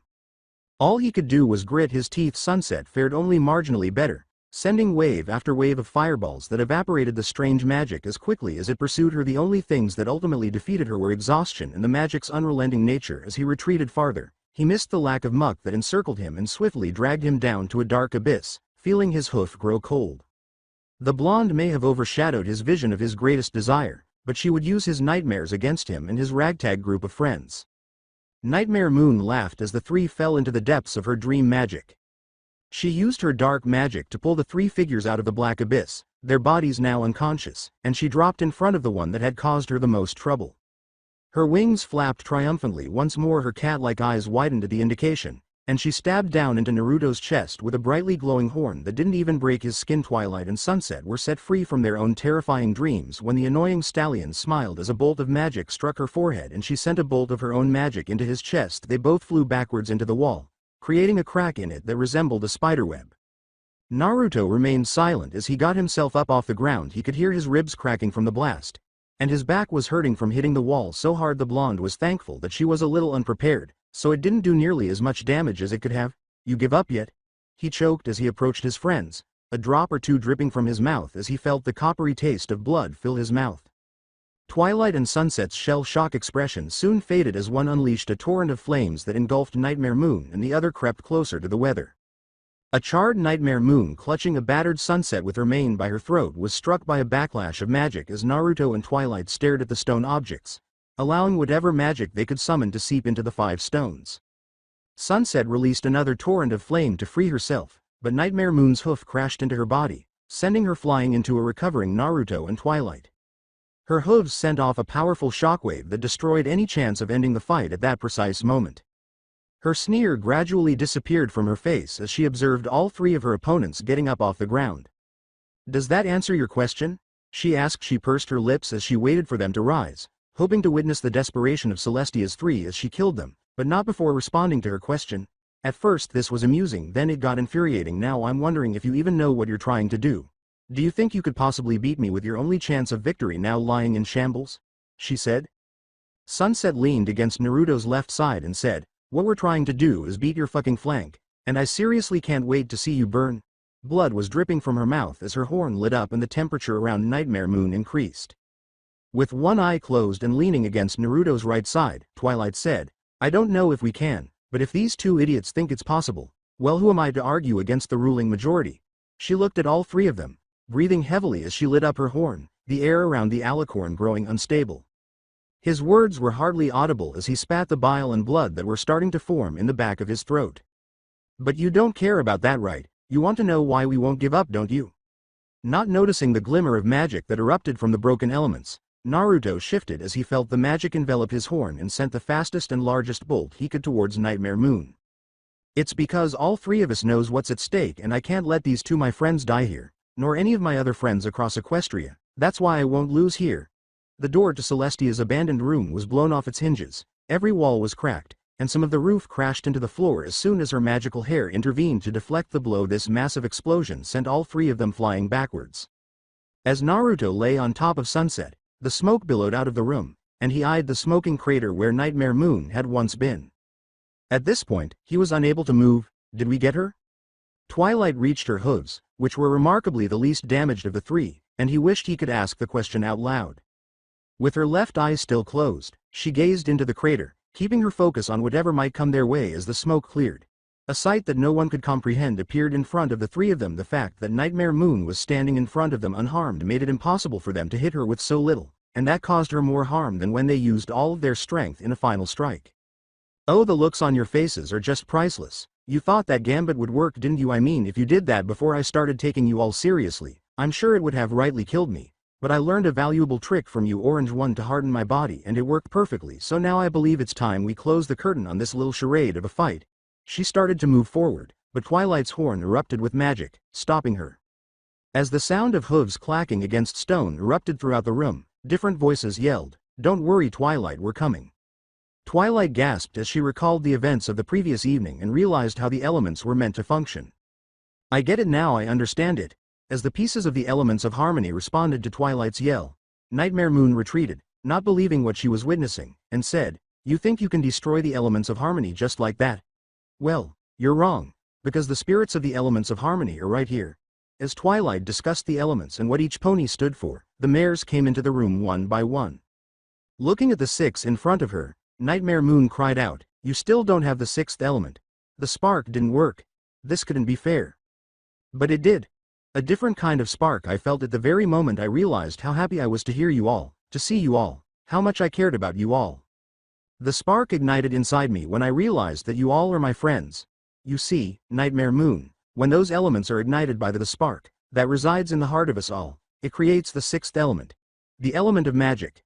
Twilight exclaimed as a crown formed on top of her head, and the element's unbelievable rainbow magic burst forth. The mare let out a variety of shouts as it twisted around her body, coating the Alicon with its magic. As Naruto watched 6 broken shards bounce off the rumbling ground, he realized that he could only gaze at the magic for so long before his eyes dipped to the ground. As the magic subsided and the 6 mares collapsed to the ground, unconscious, Sunset and Naruto saw a creature emerge from the crater, and all he could think was, "Oh no." Its body was jet black, with wisps rolling off its legs and disappearing into the night sky. Its menacing red eyes gleamed with malice as it moved forward, crunching a rock beneath its hoof behind it. Naruto saw another body. An alicorn who had fainted and appeared severely injured, almost as though the harm they had caused had been transferred to her. Naruto got to his feet, glaring at the monstrosity in front of him, knowing that the battle would not end at this point. "You truly are an amazing unicorn to still have enough strength to stand up after everything I've done to you tonight. I would imagine a lesser pony would have died from the beginning." When the figure turned to face Naruto, it tilted its head in awe. "Oh, it's good to be back in my old body."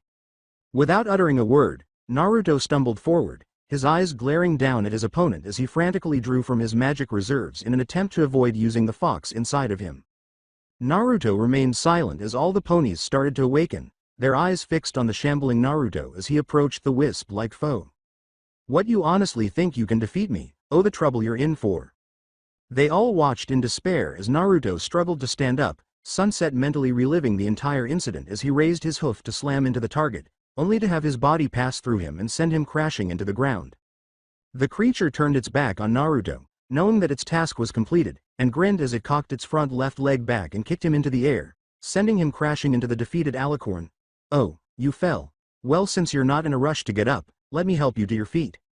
As its head craned to see Naruto still shifting to get up, a futile attempt in his opponent's eyes, but amusing nonetheless, the words reverberated throughout the room, "I'm not done. Cough, cough yet. Sunset, cough Octavia, Spitfire, cough, cough Celestia, Twilight, and so many cough, cough others. I'm not going to stop until I beat you. Not until I know they're safe." Naruto choked out as the two continued to stare at one another before the wisp charged at him with the intention of killing him as soon as the blow was delivered. Naruto felt a wave of energy fill his body, and the wisp fell backwards while clutching its stump of a hoof. He could literally feel the magic radiating off his body in a drab orange light, and he couldn't believe it. As Naruto stood in front of it, the ring of flame that surrounded it muffled its cries and prevented it from escaping. His eyes were still cerulean blue, but an orange aura clung to his body. The aura then simply disappeared, as if it had been absorbed into a tiny marble-sized ball of magic at the tip of his horn. As Naruto got closer to the creature, it swirled menacingly. It attempted to retreat, but magic kept getting in the way. It knew it should have killed that damn sun mare first, rather than venting its resentment on his adversary. The last thing it saw before its body exploded from the attack was Naruto standing in front of it with a crown on top of his head. Its eyes turned to Naruto one last time as the orb positioned itself in the center of its chest, tearing apart any defense it attempted to mount. No pony remained silent while Naruto gazed around contentedly, oblivious or indifferent to the fact that each mare could clearly see a component of harmony. Naruto looked around and blinked. He could hardly bring himself to stand, much less go on, knowing that the energy was gone. As he passed out, the crown fell close to him, and his words reverberated throughout the room, "I'm going to sleep." So that's it for today. I hope you guys enjoyed it. Don't forget to like, share, and subscribe to the channel for more awesome stories like this. Thank you. See you all in my next video.